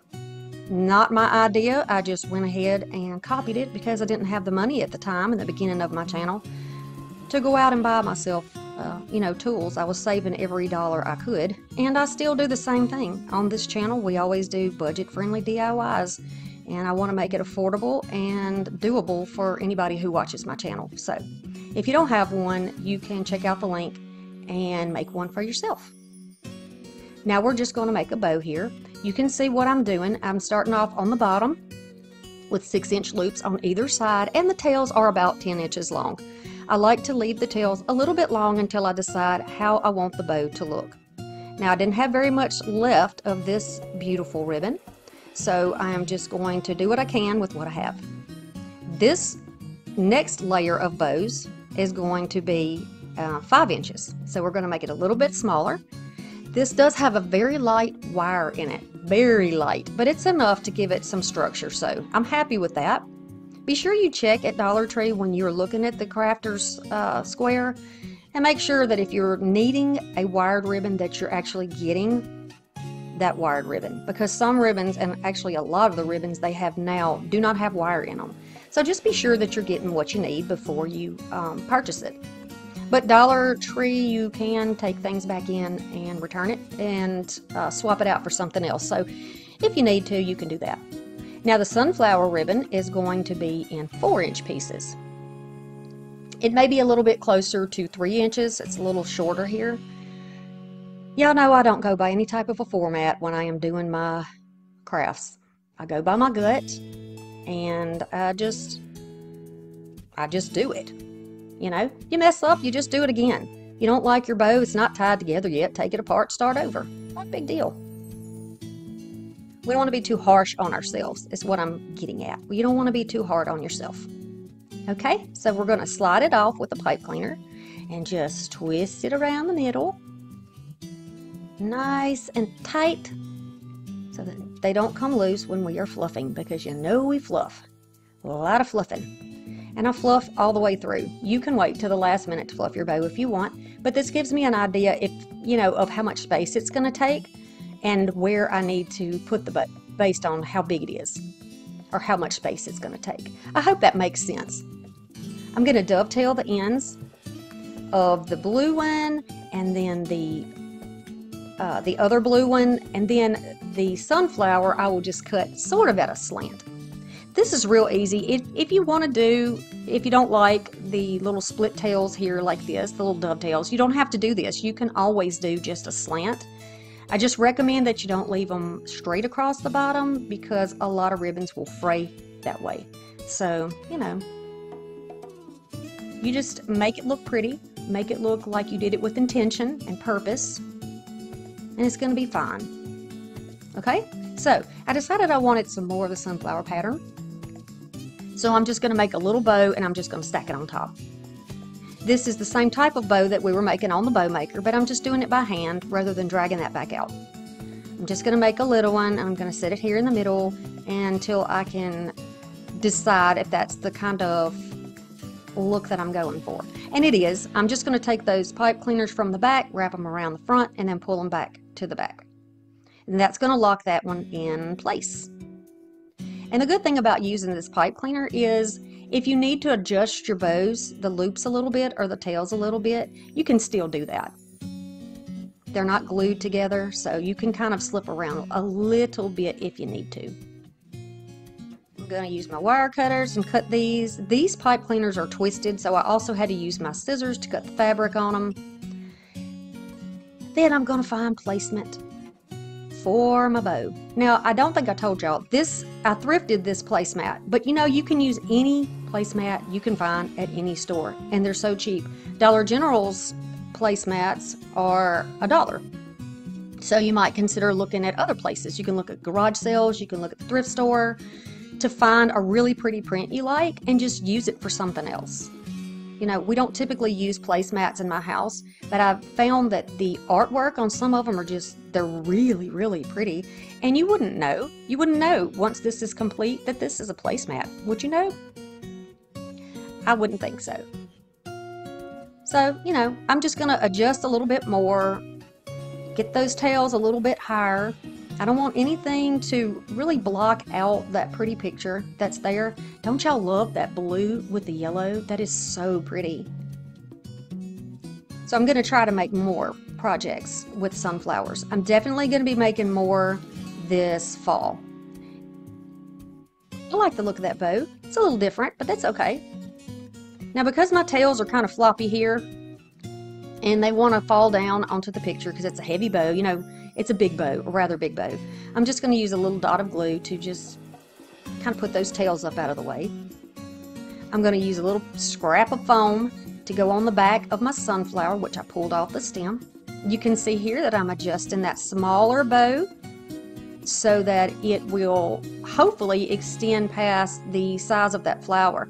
I didn't anticipate putting the flower in there to begin with, or I would have made this a little bit bigger. You know, I would have left the loops longer on the sunflower one. But I didn't anticipate that, so we're just going to work with it. I'm going to take that, and the reason I put that foam on the back of there is because it's kind of concave on the back of the flower, and it wouldn't have had a flat surface to glue down. So I brought that up to the right height so that it would touch the bow and the flower and get a good contact with the glue. So then I'm just checking it out and looking and seeing what's going on here. And that's when I see, okay, well, this bow, the sunflower is really not enough. It's not long enough, but we're just going to work with it. You can poke it out of the flower petals if you want, however you want to do it. And again, I make adjustments, fluff out the bow. Whoops! I hit my knee on the table, y'all. Sorry about that. Okay, so this is how this little beauty is going to look. I hope you like this one, and I hope you maybe even have what you have at home and make this. You can watch my videos on Mondays and Thursdays at 6 p.m. It's free to subscribe and watch. The next project is going to be a sunflower wreath. I love wreaths. So I got a little piece of greenery. I've got some greenery I pulled off hydrangeas because they look more like sunflower greenery. And I'm going to use these summer sunflowers from Dollar Tree. I have 2 bunches. These are Timu burlap ribbons. We're going to use some more of the same ribbon we used in the other project because we want to keep this where, you know, you can style with these together. This is a 15-inch wreath that I thrifted, and it's like a vine. I don't think it's a grapevine. It's really thin. I'm going to push all my greenery up toward the top of the sunflower, toward the sunflower head, and then I'm going to cut off my stems. I like to start cutting them a little bit long, and then you can trim them down if you need to. This wreath is very tightly wound, so I do have to trim them. All right, so if you push the layers around on your sunflowers, you'll get a more full look. When you get them from Dollar Tree, sometimes they're layered right on top of one another and you can't see the separation. So go ahead and just kind of twirl them around and they'll work. Give that sunflower a little twist at the top of the stem and you can kind of weave it down into there and then adjust the head. You see? You do the same thing here. We're going to bend it and then you can push it down into your wreath. I'll show y'all in a minute. It was something I didn't notice in Dollar Tree. I was counting to make sure I had enough flowers naturally, but some of the flowers, one flower on each bunch does not have that last little ruffle of petals, so they're kind of plain looking. And I wasn't expecting that and didn't really realize it till I got it on the wreath. So, you know, we work with what we got though.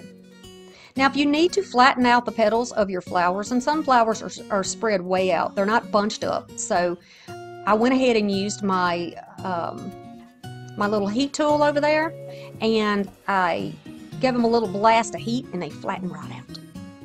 I'm going to grab those hydrangea leaves that I stole off my hydrangeas, and I am going to put those 1 per flower, okay, until I go around 1 per flower. Now I used this pattern because I only had a certain amount of leaves and I wanted to make sure that I could stretch them out over the entire wreath. Now you can see bigger gaps. I do have some bigger gaps here, but we need a place to put a bow later. So if you don't like the gaps in there, go ahead and fill them out. Now you can see me with my hands over here pointing 1 and 2. I had enough greenery here that I could go back and every other sunflower add an extra leaf. So that's what I'm doing. I'm just adding 1 in every other flower. So 1 leaf here, 2 leaves here. I hope this makes sense to you. Now if you do not have, obviously, some hydrangeas just sitting around, silk hydrangeas, use whatever type of greenery that you like, that you want to use. This just looked a little more realistic to me, and you know I love my rustic. I'm a rustic girl, always am going to be a little rustic and woodlandy, so I wanted to have that in there. Plus I like that dark green against the lighter yellow. I'm going to pulled all these off of the pig, and I'm going to use them separate because I can really stretch them out better this way. And I love that little flyaway look that this has.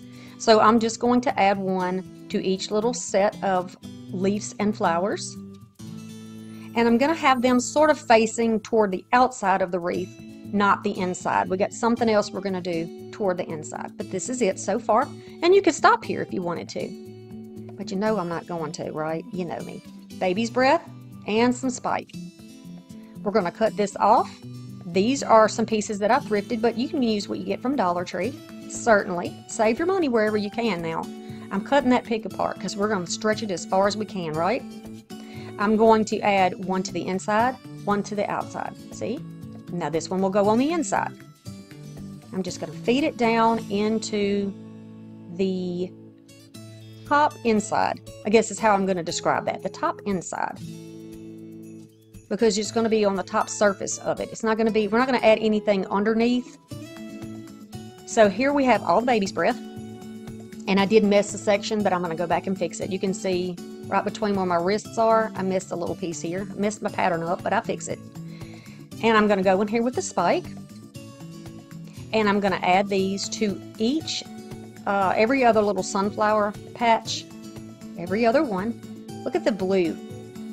I'm just loving the blue with the yellow. So pretty and so summery. I love this look. I might have to put this one in my little screen porch area. It's so pretty. It's pretty, it's dainty, and it's affordable. I love it. So let's add a bow, but this time we're going to add something different. We're going to go to 8-inch pieces. We're going to get 2 pieces of, this is actually like a linen ribbon with wire in it, but it looks like denim, which is, I love it. It's so pretty with the yellow again. I'm a little obsessed if you can't tell. And then I'm going to dovetail the ends. I'm going to do 2 pieces. That's going to be the bottom. Then I'm going to cut my sunflower pieces into 8-inch strips also. This is going to be a little stacked bow. And then I'm going to do the same with the brown and the yellow burlap. I'm going to cut them at a slant, and I'm just going to cut the same upwards direction on both ends of each one of these. They're smaller, so, you know, I'm not going to do all that extra little trying to dovetail these tiny ribbons.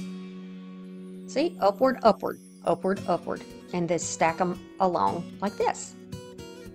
You can grab a piece of jute, and you can use scrap jute. You can use the cords that you took out of your signs. You know, the little hangers that you take out of your signs. Save those things. You can use them again. And then go and tie a knot in the middle. Now it's going to flip up when you tie it. That's okay. That's just because of the width of the bigger ribbons underneath there. We're going to fix it. They have wire. Just remember that. The ones on the bottom, they have a little bit of wire. So you can just pull that apart. Kind of flex it a little bit so it's got a little dimension to it, and then you're going to pull your little pieces of ribbon apart and around. Then I'm going to go up to where I left a little gap here, and that is now going to be the top. I'm going to take that same piece of jute that we tied it together with, and then I'm just going to tie a knot on the back, and then with the tails that are left, I'm going to tie a little piece of a hanger. And it'll be right directly under the bow, which makes the bow the top of the wreath. One little knot here, and then I'm going to trim it even. Now we have our little hanger. I really want to know what y'all think about this wreath. Do you like this wreath, and are you going to try it? This was not a hard wreath to make. You practically do the same thing all over the entire wreath. Anything that you don't like or don't have, substitute it for what you have or what you prefer.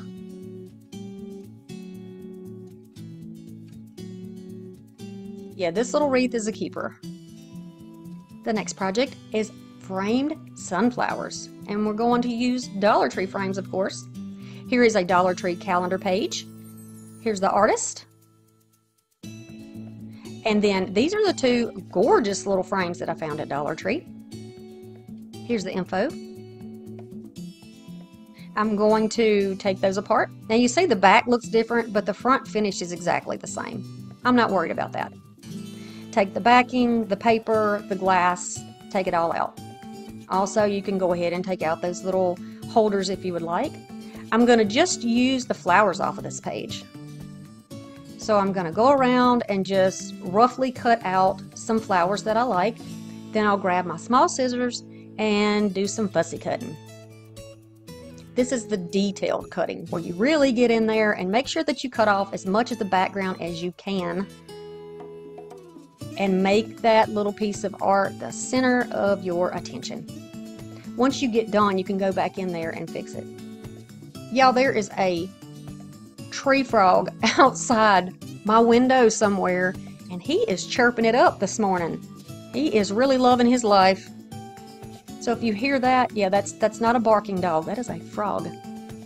So I'm just going to use some tools here to pull this out, some little pliers. And don't worry if a little piece chips off. Mine did too, but you're not going to see the back, so it doesn't matter. And it doesn't damage the structure.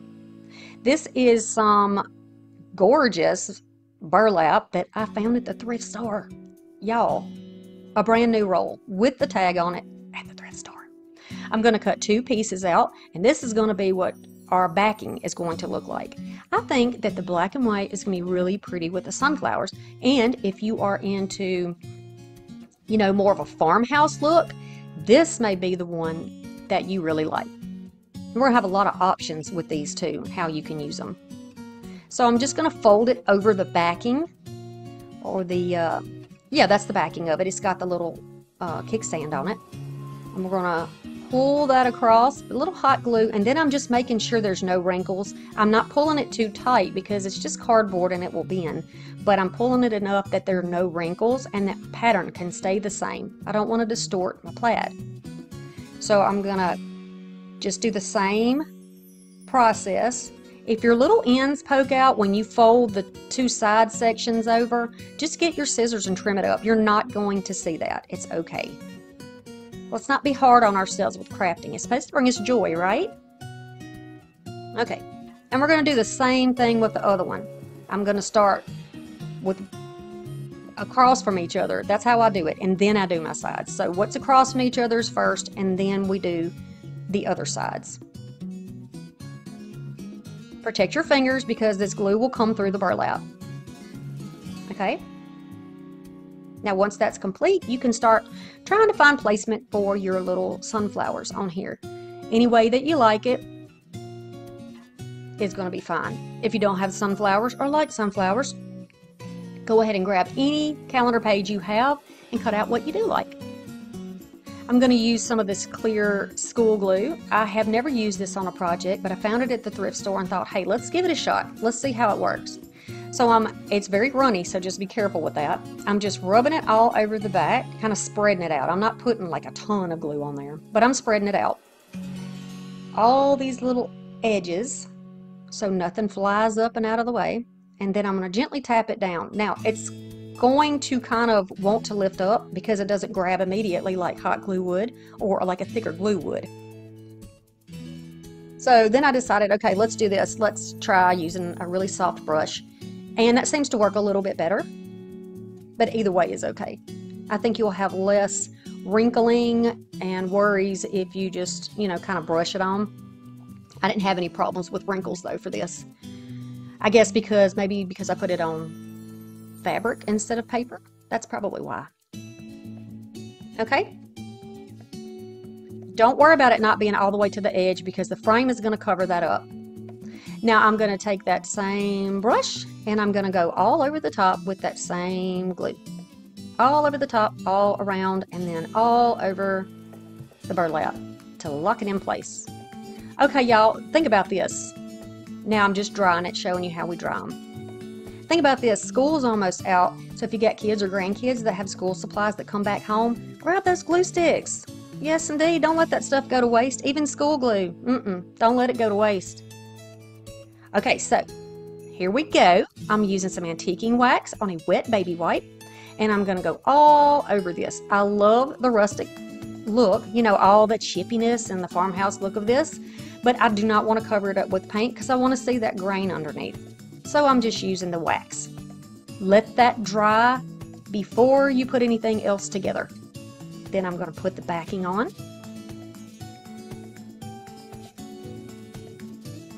And since we took out the little tabs that hold it in place, I'm just going to use glue to seal it back in place.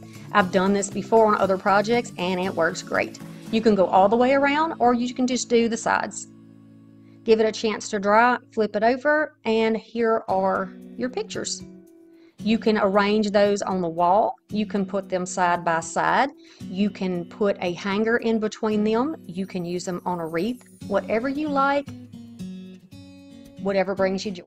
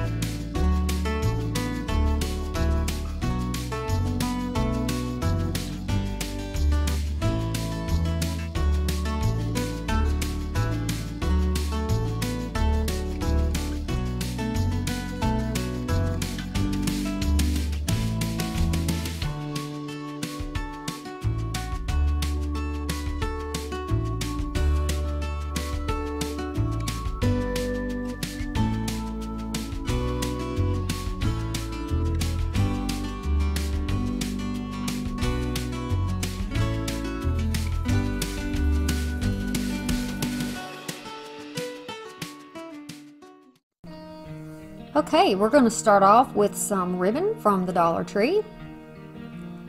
These are all from the Dollar Tree. I have a pretty gold satin and then some wired ribbons. I got these from the thrift store, but you can get some similar to it at Dollar Tree and at other stores. They're just wall adhesives. And then I have a tag sign that I got from Dollar Tree that I stripped down. I had used it before and I stripped it down, and I'm going to use it again. I didn't want to paint the background because I actually like the brown on this. So I'm just going to place these around here and there. Some of these stickers come separate from their leaves and some of them are attached. So you'll kind of see me pulling those apart and adding some different sizes in different places. And I do have some that are going to overlap on the sides.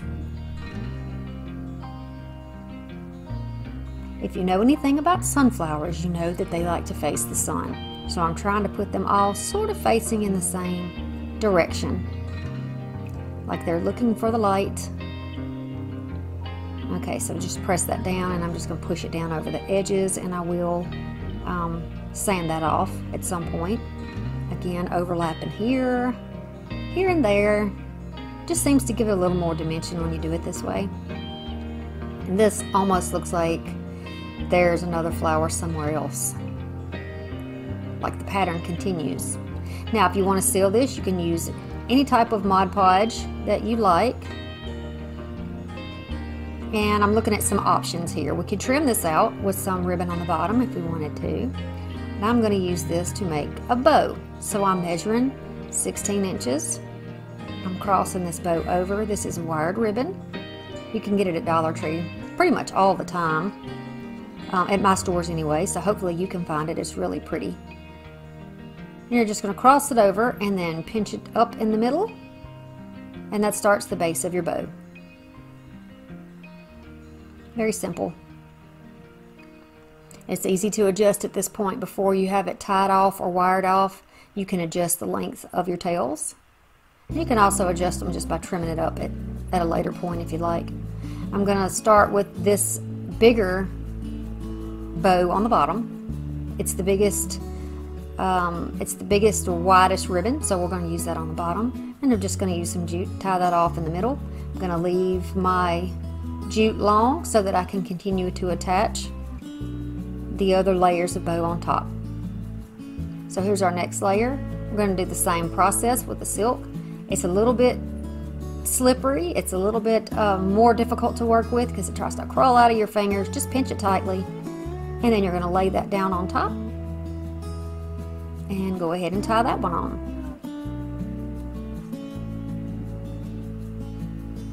Once you get used to doing it this way, you don't have to worry about your ribbons getting away from you.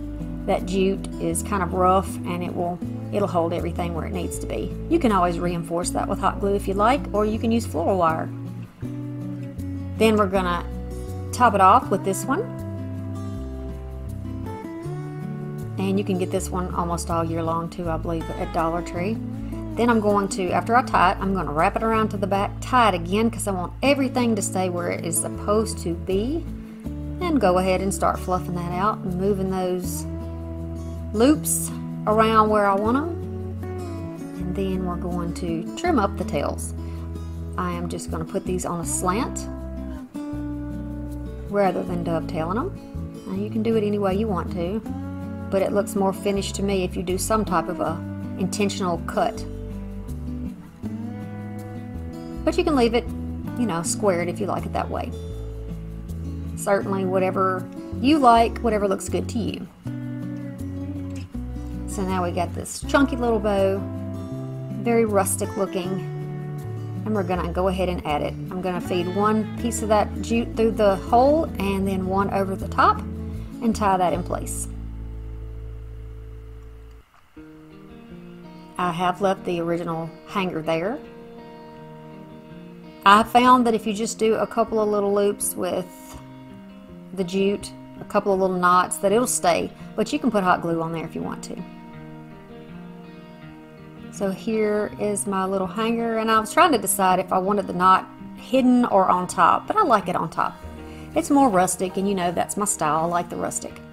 So I'm going to take this cute little mini sunflower, and this was thrifted. I got it at the thrift store. You can certainly use the ones from Dollar Tree.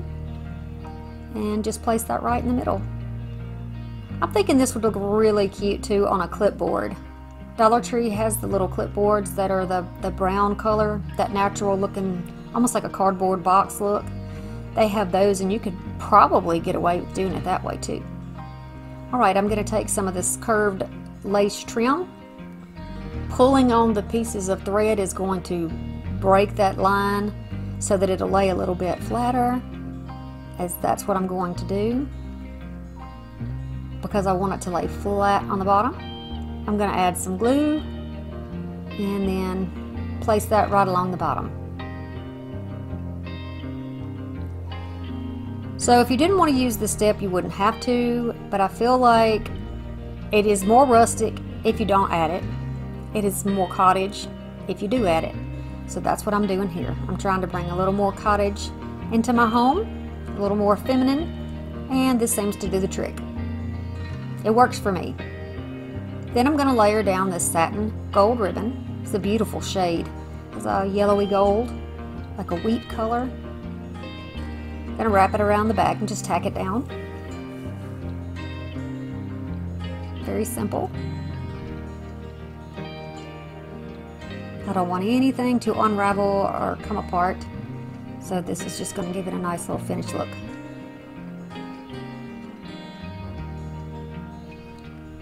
Alright, and because this has little holes in it and you can see right through it, I'm going to just put the glue right at the edge so that no glue comes bubbling through there, and you can see that gold right through the ribbon.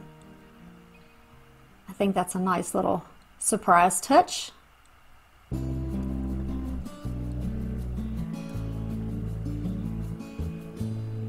And now you just press it down to make sure that it's got a good grip on that glue. And wrap it around the back and add a little hot glue. It's storming outside if y'all hear that thunder.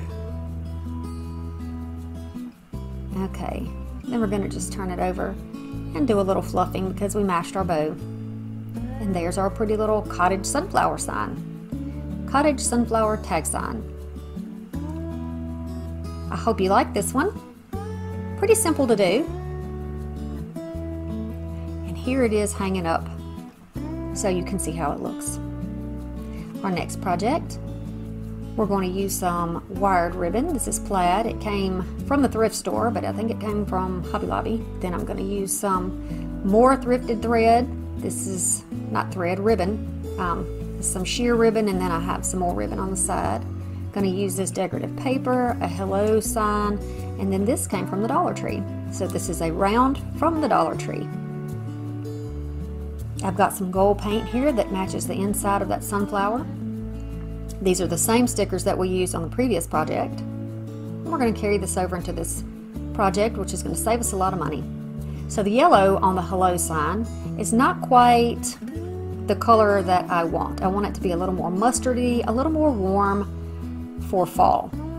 So I'm just going to go in here and follow that same painted area, the same shaded area, and go over that. And there's a little crack underneath the L. It's just a surface crack, but I do fill that in with some paint, and you can barely see it. And this was thrifted. You know, sometimes you have to, other people overlook things that appear to be damaged, but it's surface damage. So lucky for me, I know how to fix those things, and I grab them up when nobody else will.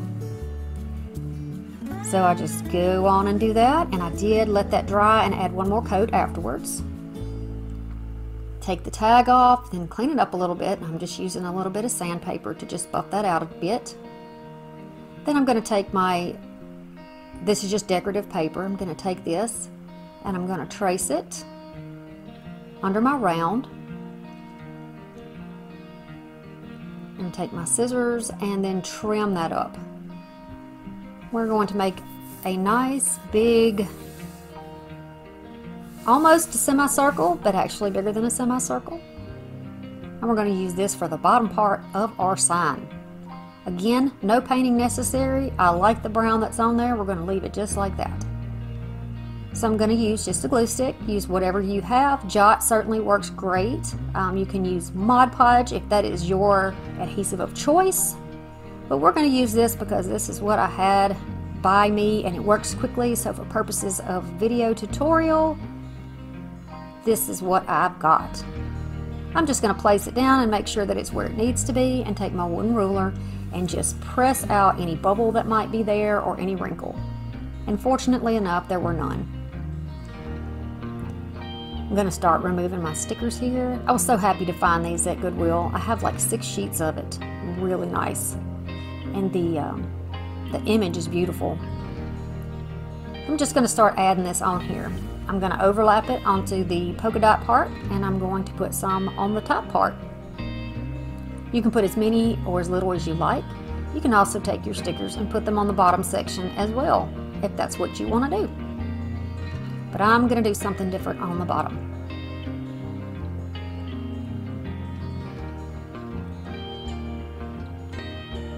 So this time I wasn't as concerned about which way my flowers were facing. I just wanted to get them on there.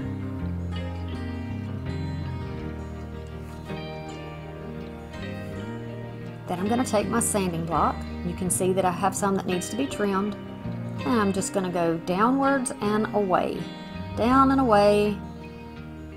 And just buff off that trim that doesn't need to be there. I also like that it's given that white edge. Gives it a little more detail. It's just a little more rustic. This is so easy to do, and you get the perfect edge. If you don't like that the white is showing there, you can always take some antiquing wax and fix that. I'm going to do the same thing on my flowers that are overlapping here. Then I'm just going to kind of scratch up the surface of those so they're not so shiny. They're a little more matte, and they look like they fit a little better into the aesthetic on the sign. I'm just going to go over the edge of that paper where it meets the board too. Now that looks a lot better to me. It's subtle, but it works for me. So after everything is dry, we're going to decide exactly where we want to put the little sign. You can use the metal signs from Dollar Tree if you like and paint those.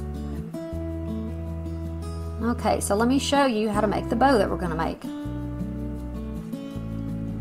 So I'm going to use 18 inches of ribbon. I'm going to go over to the mark that I showed you, the 10 inches, and then I'm going to loop over. This doesn't have it's a pattern on both sides, so you don't have to be real concerned about twisting the ribbon. I'm going to lay it down, and we're going to do 6-inch loops. You can see here that that made a 6-inch loop. I'm going to go down the length of the ribbon, pinch it in the middle, and just check to make sure that we have another 6-inch loop. See, that one is on the other side. I'm going to take another one for this side, pinch it up, make sure that it's the right measurement. I'm going to do the same thing on the other side. We have 4 loops and 2 tails. So we're going to just pinch this in the middle with a clamp and set it aside. We're going to do the same thing with the Dollar Tree ribbon with the black polka dots. Pinch it up at 10. This time we have to twist because the pattern is only on one side. We're going to do 5 inches for this one because we want it to be a little smaller. So we pinched and we're going to twist. When you twist it, it puts your pattern on the outside and that's what you want. So there you go, 5 inches. Then we're going to put this in here. So the polka dot ribbon, we're only going to use 2 loops. And then the same thing with this sheer green. This is wired. With the sheer green, we're going to do 5-inch loops, 2 only. And they're even. I'm just double checking. Now we're going to put this bow together. So holding everything like it was in the clamp, we're going to pinch these together. You're going to take a pipe cleaner, a piece of wire, a piece of jute, or a zip tie and clamp these together. So I did use a zip tie. I'm going to start dovetailing my ends. I hope you like that very detailed description of how to make that bow.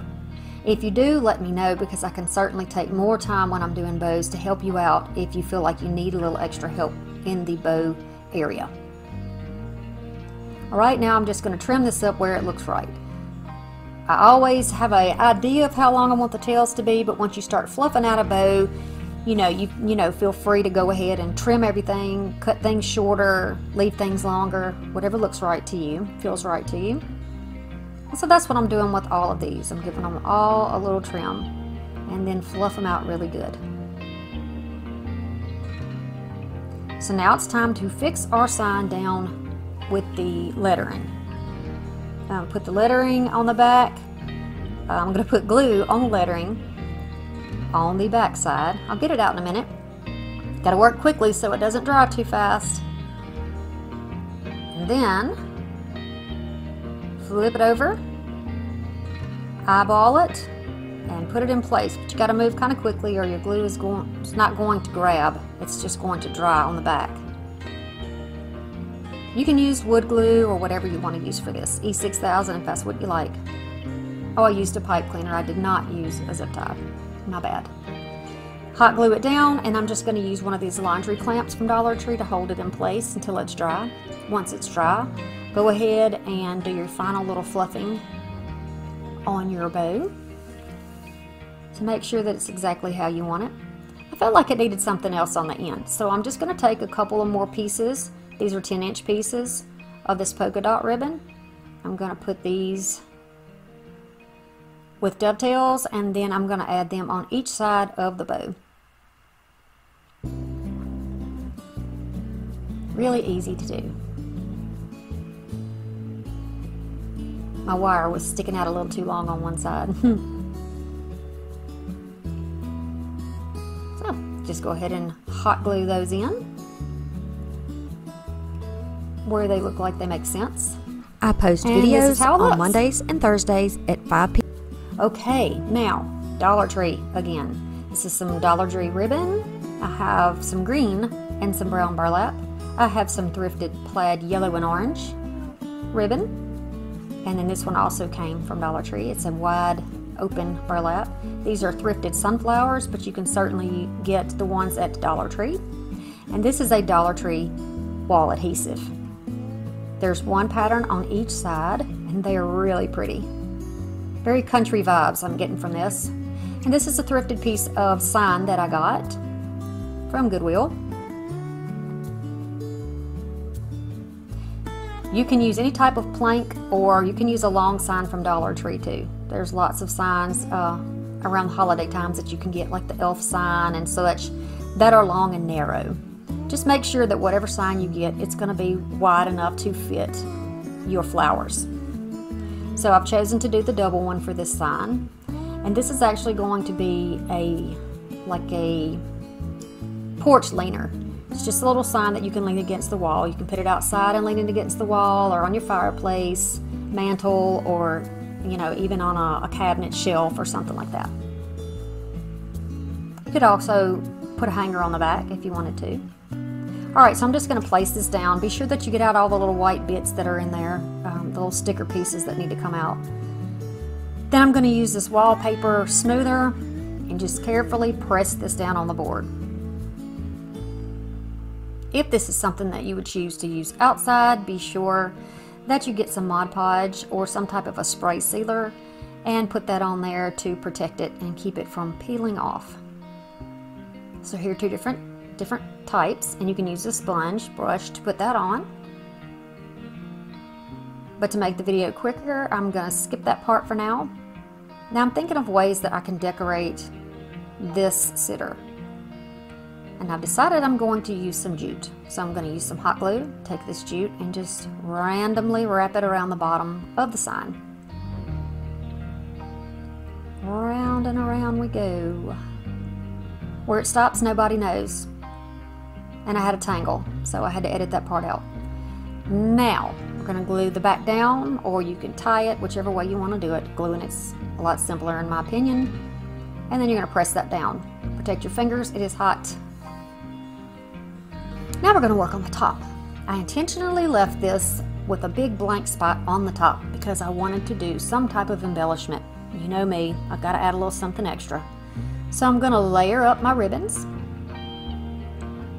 We're going to do brown on the bottom, the green in the middle, and then the plaid on the top. Dollar Tree has very pretty fall ribbons too that they put out every year, but we don't have any out at our stores yet, so I'm just using what I had, which is this thrifted ribbon, which looks fall enough to me. It almost looks like candy corn, but it does match the colors that are in my flower. Little hot glue, and I'm just going to secure this on the back. You could make this complete if you want, you know, if you don't want anybody to see this. I'm not selling it, nobody's going to see it, so I'm totally cool with it looking like this, but you can certainly cover it up. You put some paper on the back and finish it up. Okay, since I used these in another project, they were clamped together. I'm just going to cut them apart and then start removing the leaves and trim down the stems. Also, you can use any type of sunflower that you like, but I like the color in this one. I'm going to make a little bow that's a little bit different, and I don't think I've made yet on my channel. This is the easiest, one of the easiest bows you can ever make, actually. Going to trim up some more pieces over here.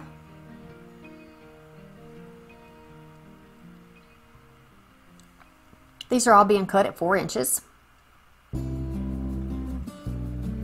Some of these will be used for tails, like this, folded in half, folded in half. Then we're going to dovetail the ends. I have 3 green and I have 3 of the silky wired yellow plaid. That's a big description for that little ribbon, isn't it? Okay, and so in the green, we're going to trim that. But we are not going to do that with the brown. The brown is going to be a bow, and this is what you do. You're just going to put one down in the middle and crisscross, make an X on top. So a minus sign and a multiplication sign all together, pinch it up in the middle.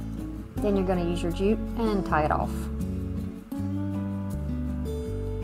Simplest thing ever. Once you get it in a couple of knots so that it is secure, you can go ahead and fray your edges a little bit to make it look nice and rustic.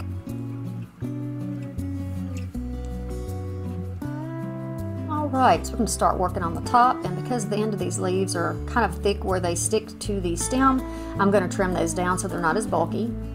They'll lay flatter and it'll be easier to work with the glue because we're going to be slipping it underneath this ribbon. So it'll lay a lot flatter for us.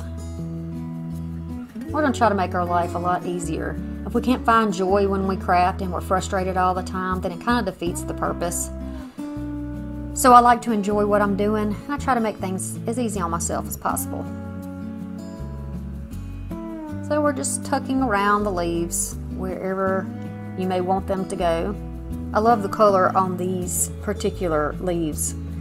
That bluish, grayish green. I think it looks nice with the colors in that sticker. So then we're going to decide where we want to put the flowers. My stem's a little long, just going to keep trimming until I get it where I need to. Add a little bit of glue and then tuck it in.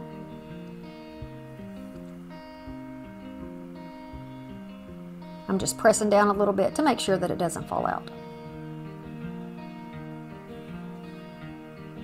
And we're going to take the next one, a little bit of hot glue, and then we're going to tuck that one in on the underside.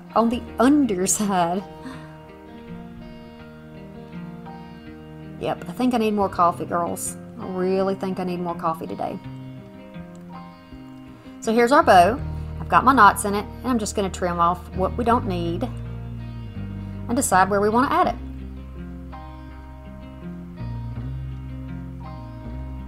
And I like it right here on this corner. It's the simplest little bow.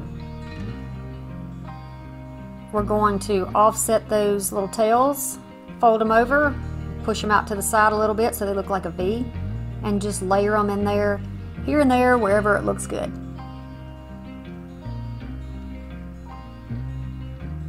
It seems like a small thing because it's such a small area on a sign, but be sure you look at it from every direction. You know, pick your sign up, look at it. Make sure that you've got plenty of dimension and that you have, you know, a nice distribution of greenery and color and that sort of thing. Because it's going to be more pleasing to the eye when you're finished with your project. And you don't have to go back in and add 1,000 things at the end. Get frustrated with yourself because it's not what you thought it was.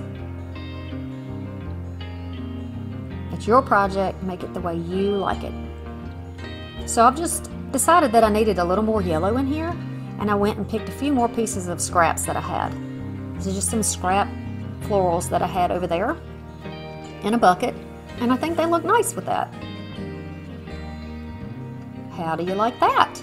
You could put a hanger in the back and use it as a hanging sign if you wanted to, but this is just going to be a leaner for me. See, I'm looking at it from all angles, checking it all out. Now I've put this on the side wall here so you could see what it looks like against the other backdrop. Excuse the crazy lighting in the corner.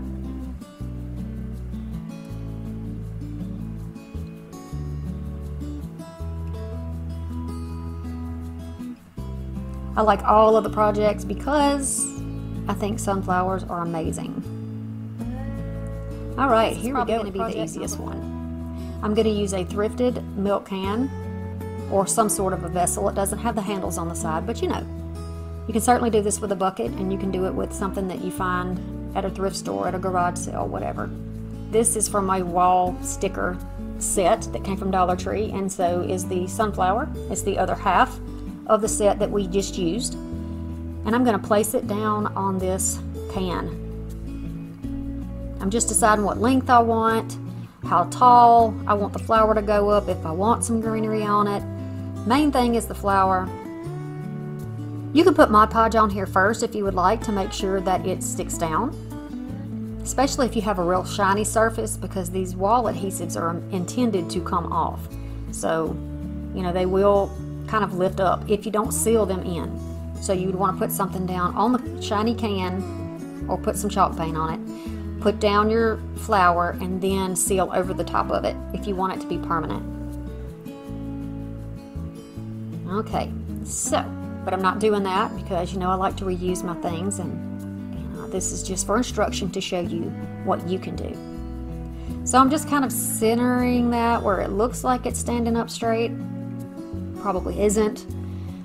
And then I'm going to press it down from the center outward with my fingers to make sure I don't have bubbles trapped in there. And if you work from the center outward, then it pushes the bubbles to the edge and they'll come out.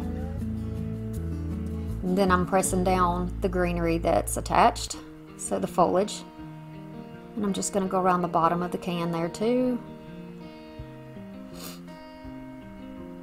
And I'm going to take my blade and trim off what we don't need on the bottom. Keep your fingers out of the way because these things are sharp. These are good, by the way. A little lightweight in your hand, but they are very sharp, and I have found them very, very handy. They came from Dollar Tree. I'm just going around the underside edge and trim that off. And it gives me a cleaner line than it would if I'd cut it with scissors. So I'm just telling you here, just reminding you to cover that if you need to. So because this blessed sign here, sticker, is sheer in the background, it's going to go straight on top of this like it belonged in here in the first place. So I'm going to take my little blessed sticker. I'm going to hold that can where I think it would be centered and then decide where I want to place it. And I like it here a little more toward the bottom. It looks pretty much centered to me. So I'm just going to lay it down gently and press it down. You can certainly use your silhouette or your Cricut and make your own little blessed sign or whatever you choose, gather or whatever.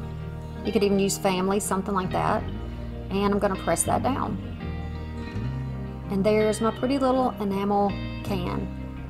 I'm going to add one more detail to it before I put in some fall leaves and decor. Just going to tie that on the bottom, right around the neck. I'm using the silk ribbon, but you could use jute and loop it around a few times. You could use any of the ribbons that you already have from the projects above. And I'm just going to tie that off.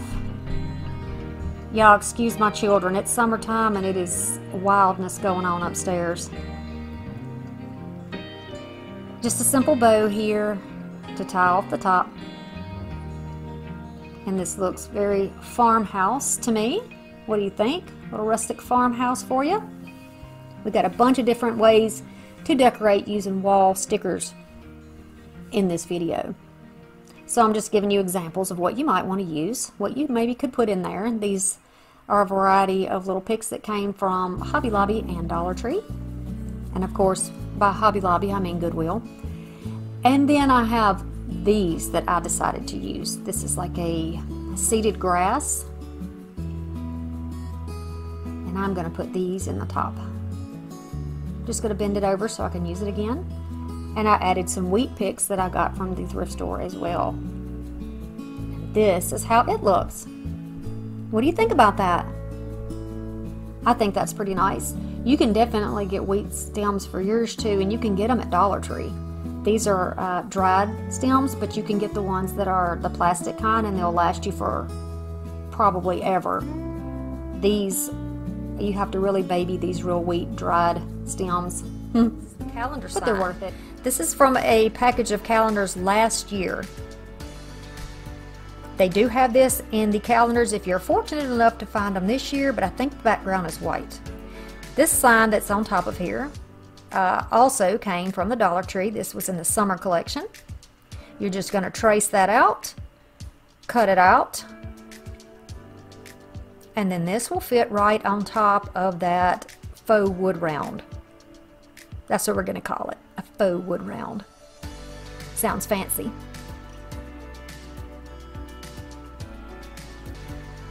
Okay, glue stick. You know me and my glue sticks. I'm going to go over this project thoroughly, and then I'm going to lay this down on top. Then start pressing it out from the center outward in all directions, and then use my wallpaper smoother to press it down.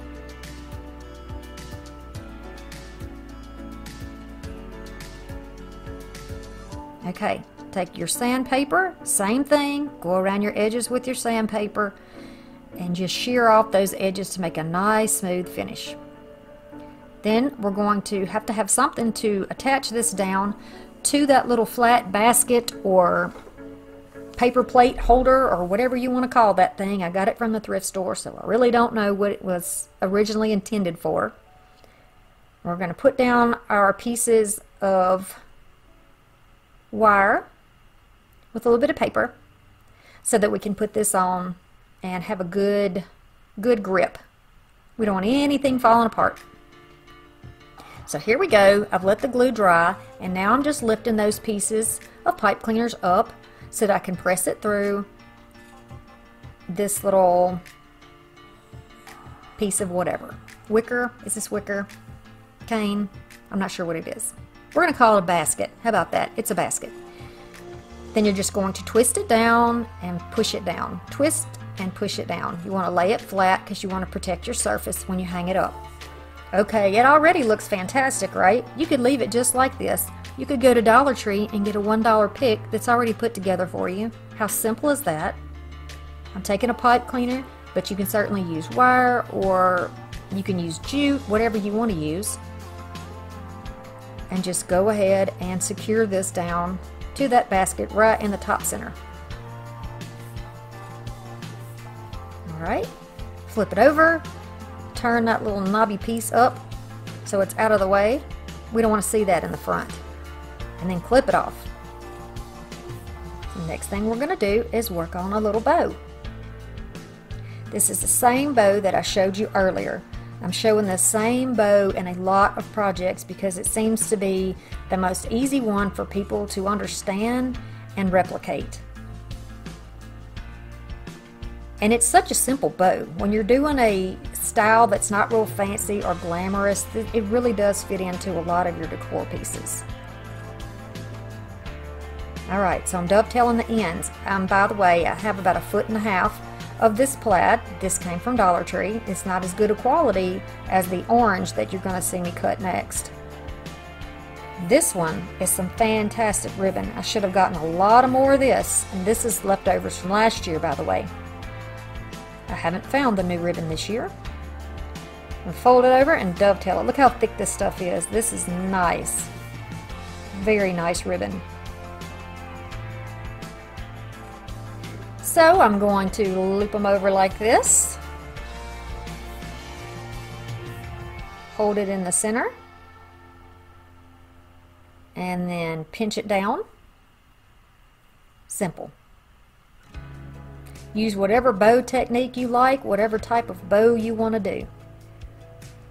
I'm showing you a simple version to make life a little bit easier. I'm going to do the same thing with the plaid. We want to stack them on top of each other. I'm going to take a little piece of jute scrap that I have, and I'm going to tie it down. Do y'all save your jute too? I save stuff. I save the little hangers that come off of things. I save all kinds of stuff. Yeah, I do. I think that's kind of common for crafters though. Alright, you're going to at least want a double knot in there because you don't want it to come apart when you are trying to fluff it out.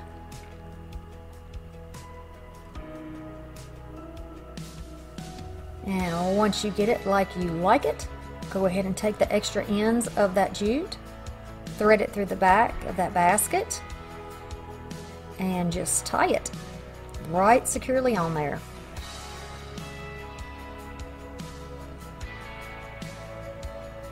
You can trim off the extra pieces. Now we're going to get the bow fixed right. I'm going to curl the little tails under, cut them shorter if you like. I don't want them to be in the way of my words, so I do trim them in a bit, but I don't think that is in the video.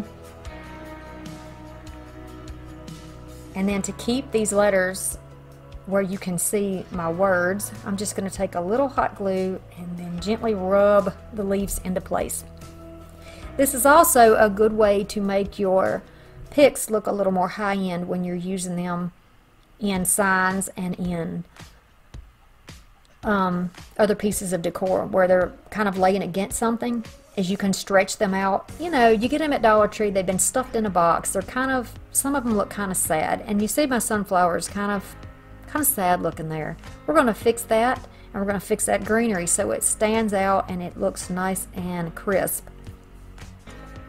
Taking some hot glue and putting it down either on the sign or next to that wicker basket. I'm just pressing that down. It's making everything stand apart and stand out. Little drops of glue, stretching it over, pressing it down. You see how the leaves now will stand out a little bit more? That looks more high-end, just in my humble opinion.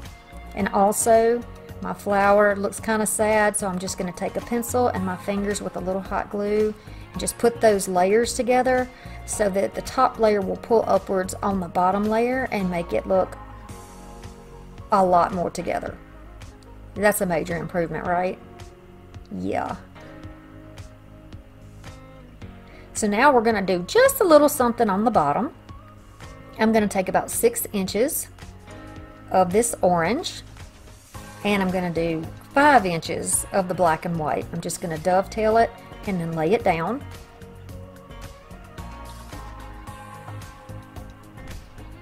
I'm going to do them both. Then I'm going to use some hot glue to attach them together on the bottoms. This is why you want one to be shorter than the other. Put the longer one in the back. This way we can see both layers. And I'm just trying to get an idea of how I want these to be splayed out or displayed. And I think I want to put them right under the edge. Now this will be sandwiched between the basket and the back of the sign. So I don't want to damage my basket. I'm going to glue this down to the back of that sign. And there you go. Press it down. Then I'm going to take some of this bittersweet that came from Dollar Tree. I've just pulled those off the branches. I'm going to add a little hot glue, and then here and there I'm going to add the bittersweet. It's so pretty. And just pop those little bits of fall all over the sign. I'm going to add some to the top as well.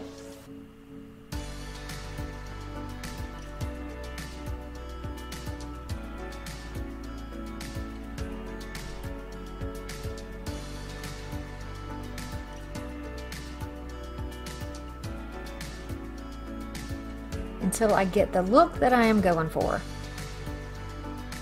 Just kind of putting them in a triangle shape there. And this is how it looks. One more piece is needed on the bottom, I think, just to elongate just a little bit, even it out right between those layers. What do you think about project number 5? Which one is your favorite? Let's run back over all of the projects and you can tell me which one you like best, because I'm really interested to know. I'm going to choose some paint. I do change this out shortly. I've got 2 drawer pulls. I have some white chalk paint and a sponge brush, some of this beautiful fabric from Dollar Tree, and this little piece of framed art, which I think came from Dollar General. I'm also going to be using Mod Podge for this project. I'm going to start off by taking the screws out of the handles. And these are like a matte black, but I decided to use some of this rich espresso. It's slightly metallic instead of the spray paint. I'm going to use a little bit of hot glue to put these handles down to make it easier for them to paint. These will peel up very easily after your paint is dry, and you won't have to worry about getting paint all over your hands. So I'm going to add a little bit down here on my scrap cardboard. I'm going to offload a good bit of that paint and then kind of give it a dry brush with the stencil brush. I'm going to go back and forth just like this all the way over the top, underneath, and around the bottom. And this is how it will look. And we're going to put it aside and let it dry. So here's this beautiful fabric. It's a different print that I used in my other sunflower video, which I will have linked. But I think it's still a really great summer or late summer sunflower print. We're going to take this apart. It easily pushes out, the backing does. I'm going to take off the tag and take off the hanger. Oh, I love it when it peels off easily. Look at that. Beautiful. Okay, so now I'm just going to put a little of my chalk paint on here. It's getting thick. I've had it a while and it is really getting thick. It's time for me to get some more. I'm just going to add this on here. I only do 1 coat because I just want to have it thick enough that it will make the white on the fabric pop. I don't want the brown to show through at all. I'm going to take that same rich espresso, same brush, and just kind of lightly brush over the outside of this brown frame, just so that's a little more cohesive with the handles we're using. I think it gives it a really pretty look. Now you can see that the white is very crisp on this background. So I'm just measuring off as much as I'm going to need. I don't like to waste because I like to do as many projects as I can with what I have. I'm going to cut off, add my Mod Podge, and I'm going to do this all the way around, especially on the sides. And then once I get a good coat on there, I'm going to lay my fabric down, pull it, and stretch it out. That's the good thing about fabric. You can just move it around and you won't even have a wrinkle. No ironing necessary.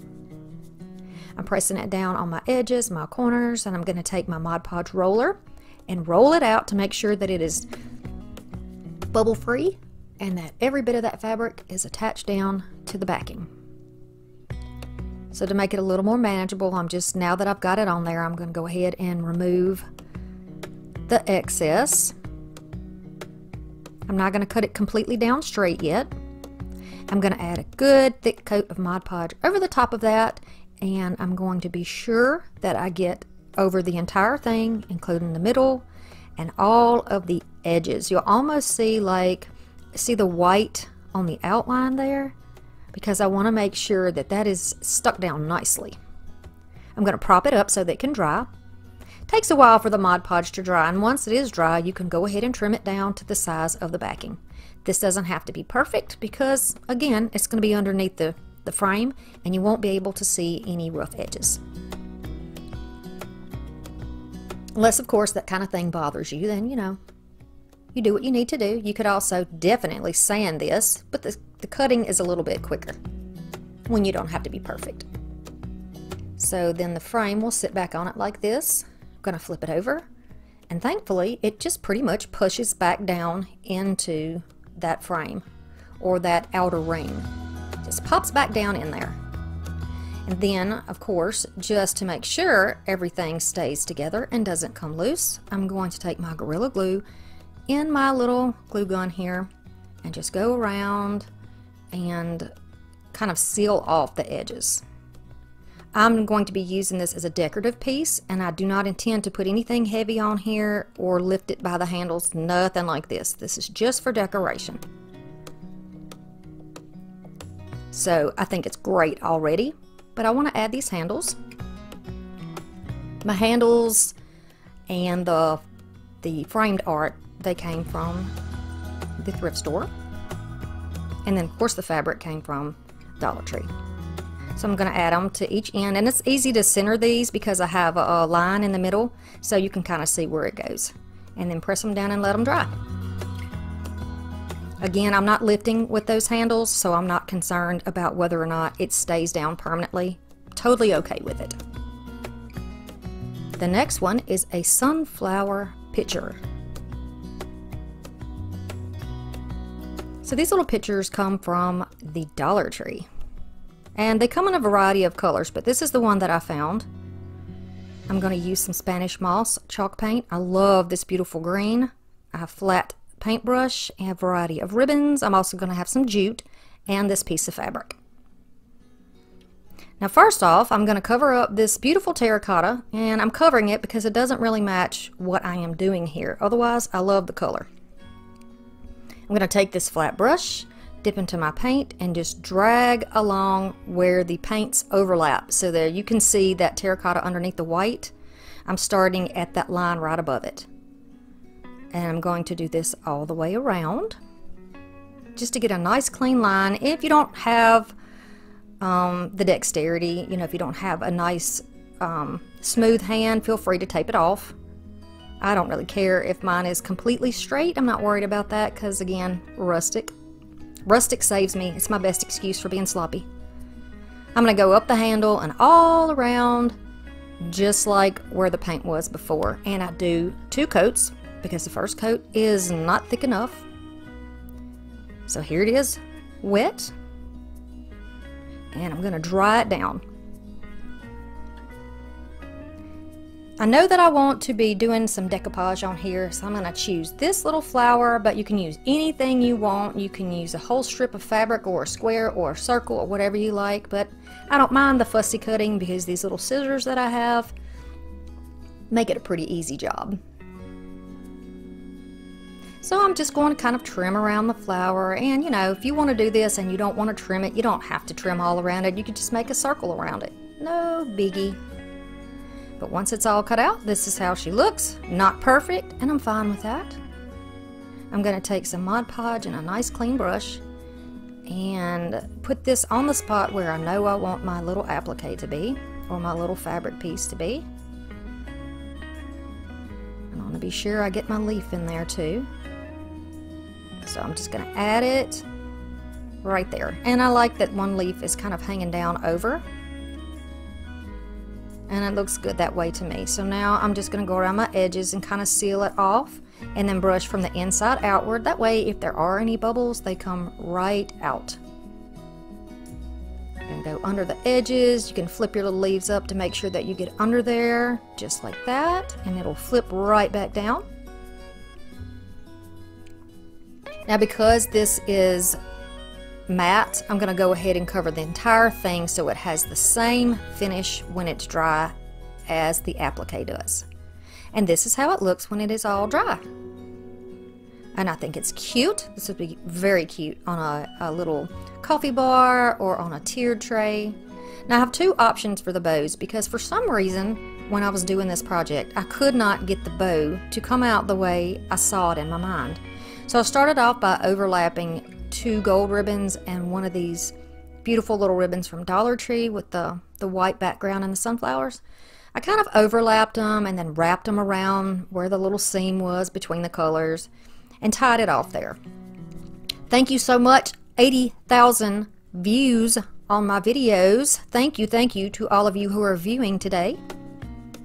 So this is my first option. But for some reason, like I said, it just wasn't coming out in my head, coming through my hands the way I saw it in my head. So I gave it a few different tries. I'm going to take one piece of gold, one piece of floral, and one piece of jute. And I'm going to make a little shoelace bow with this. Just going to make the rabbit ears wrap around each other, poke it in the hole, pull it, and then adjust the little pieces here. And I was a little bit happier with this look. And I decided to put it up there on the handle instead of wrapping it around where it's kind of in the middle. And I think I like this better. Which way did you like best? Around the middle or around the top of the handle? I think this looks better considering we're going to put a little bit of greenery in there and it looks a little more balanced. You'll see just a second. So this is what I was comfortable with. Now these beautiful picks come from Dollar Tree and I'm just going to cut off a little bit of it and stick it down in the jar and voila. That's the way. Alright, this little tray came from Dollar Tree. It's like a little jewelry dish or a candle riser or something. I'm going to use a variety of paints. I've got, I think this is just brown, and that's going to be the center of my sunflower. So I'm going to go around the middle of it with the brown paint. I do 2 coats of this, by the way, and dry it in between with my little dryer, just like this. I'm not trying to stay in the lines or anything like that. This beautiful sunflower yellow. This is a gorgeous, gorgeous yellow. It's a lighter color. If you saw my last sunflower video, then you saw the technique I used on the hanging little sunflower decor piece. And it's kind of about the same idea here. I'm just going to put down this color first, go all the way around from the edge of the brown all the way out. And by the way, I do paint the bottom of this later on because it looked white and I didn't like it. So I wanted it all to be nice. Wanted to give it a good rich look. So now I'm going to dry this layer. I'm going to take a little bit of this. This is a bright yellow. Now I don't know exactly what color it is. Forgive me, I've put the bottle away, but I'm mixing a little bit of that sunflower yellow with it. And I am going to take a new brush here and I'm going to pull that out. So starting in the center, I'm just going to pull it out and up. I'm not paying too much attention to the raised areas on the sunflower. I'm not real concerned about that. As you can see, I'm blending it out into the next layer because I'm going to be blending those colors together a little bit with a dry stencil brush. So this is what you see me doing now. I'm kind of flicking it outward and going in a circular motion so that I kind of blend that middle layer into the outer layer. And this is how it looks once that's accomplished. I'm going to take this little candle holder. You can get the ones at Dollar Tree. Mine was thrifted, but you can use whatever kind you want. I started off with white, and then as soon as I got this white on there, I thought, you know what? It would look more like a stem if it was green. So I quickly dried it and took some of that moss paint, that Spanish moss, and then went all over here with a good 2 coats. It's kind of hard sometimes to get it to stick on plastic. Now I have got some black paint here, and I think this is the pavement color. I'm going to take a very fine pointy brush and then put some black dots in here.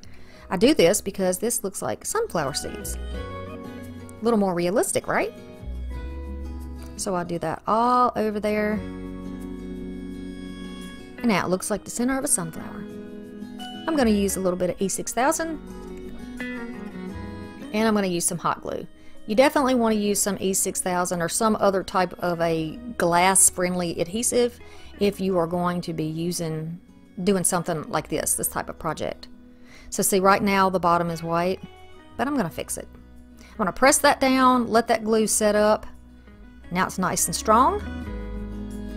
And I decided, yeah, we need to go ahead and do that bottom. So I just took that same sunflower yellow and went all over that with that same stencil brush I had already used. And this is how it is going to look. You'll see at the end when I say. This is so easy. So I found these beautiful stickers here, and they came from Dollar Tree.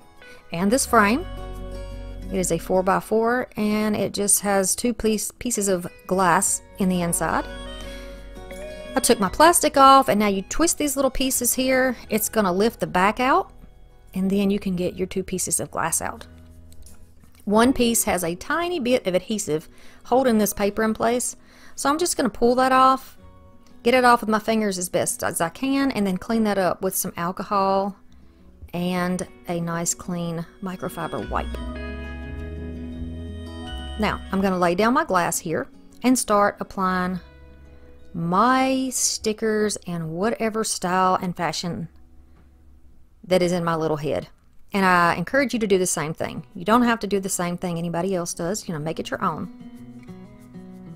So I love the outdoors. I love sunflowers, and I'm doing a little something different for you guys. So at the end of this video, after the final reveal, I did a little clip of my yard and walking around my yard and what the beautiful weather's like today and walking to the lake. So I even got my blueberry tree in there. So if you want to stay tuned to the very end, you'll get to see all of that goodness. And I would love for you to get to know me better and get to know you better by giving you some little, you know, tidbits of my life along the way.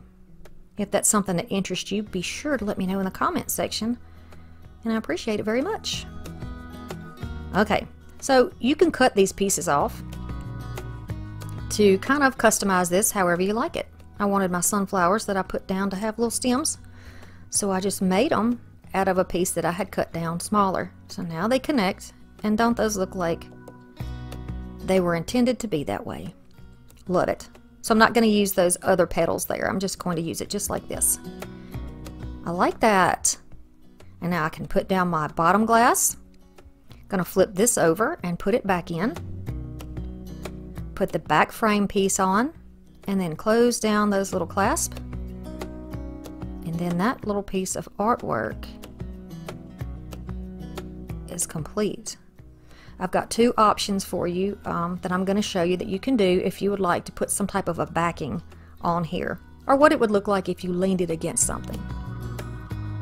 So this is just a placemat that I have, but if you wanted some type of a backing to fit it, that looks really pretty. And you could also use like a piece of colored crafting paper, construction paper. I'm going to use some Blossom White. I'm going to use this little tray, and I got a pack of like 12 of these. I'm going to use some black, and I'm going to use this sticker pack. Alright, so I'm going to take that paint and just put a dot in the middle of my tray, which I have already spray painted white with just one coat. And I'm going to go around this tray to make it look like a little chalkboard. I'm just pressing down. That's like a round tip brush, and I'm just pressing down and dragging it around the edges and turning that tray to kind of help me. And I did put a little too much paint on, but I scraped it off and put it back in the bottle because I'm cheap like that. No, I'm thrifty like that. After it is dry, it's going to look like this. Doesn't have to be perfect because a chalkboard isn't either.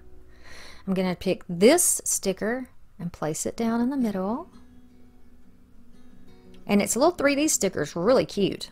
I'm going to press it down, and I think it looks fantastic on here. So this is what it's going to look like before I put my antiquing wax on it. I'm going to use another flat stencil brush. Going to offload a lot of that, and then I'm just going to start kind of flicking it around the edges, because the edges of this little tray are embellished. They're kind of raised, and I wanted to kind of bring that out and make it match a little bit better to what's going on the sticker on the inside of the tray. So that's what I'm doing here, and I'll give you a look at that so now you can see that you can do it either way. A little bit of light distressing, or you could just leave it plain. Very cute for a tier tray, I think. Here are our projects. Now see, I put my little bird there, and it looks like a little bird bath, doesn't it? I think that is precious. And the tray here turned out very nicely. I just have everything propped up here so you can see how it would look staged. You can see right through that frame onto the backing. I love that.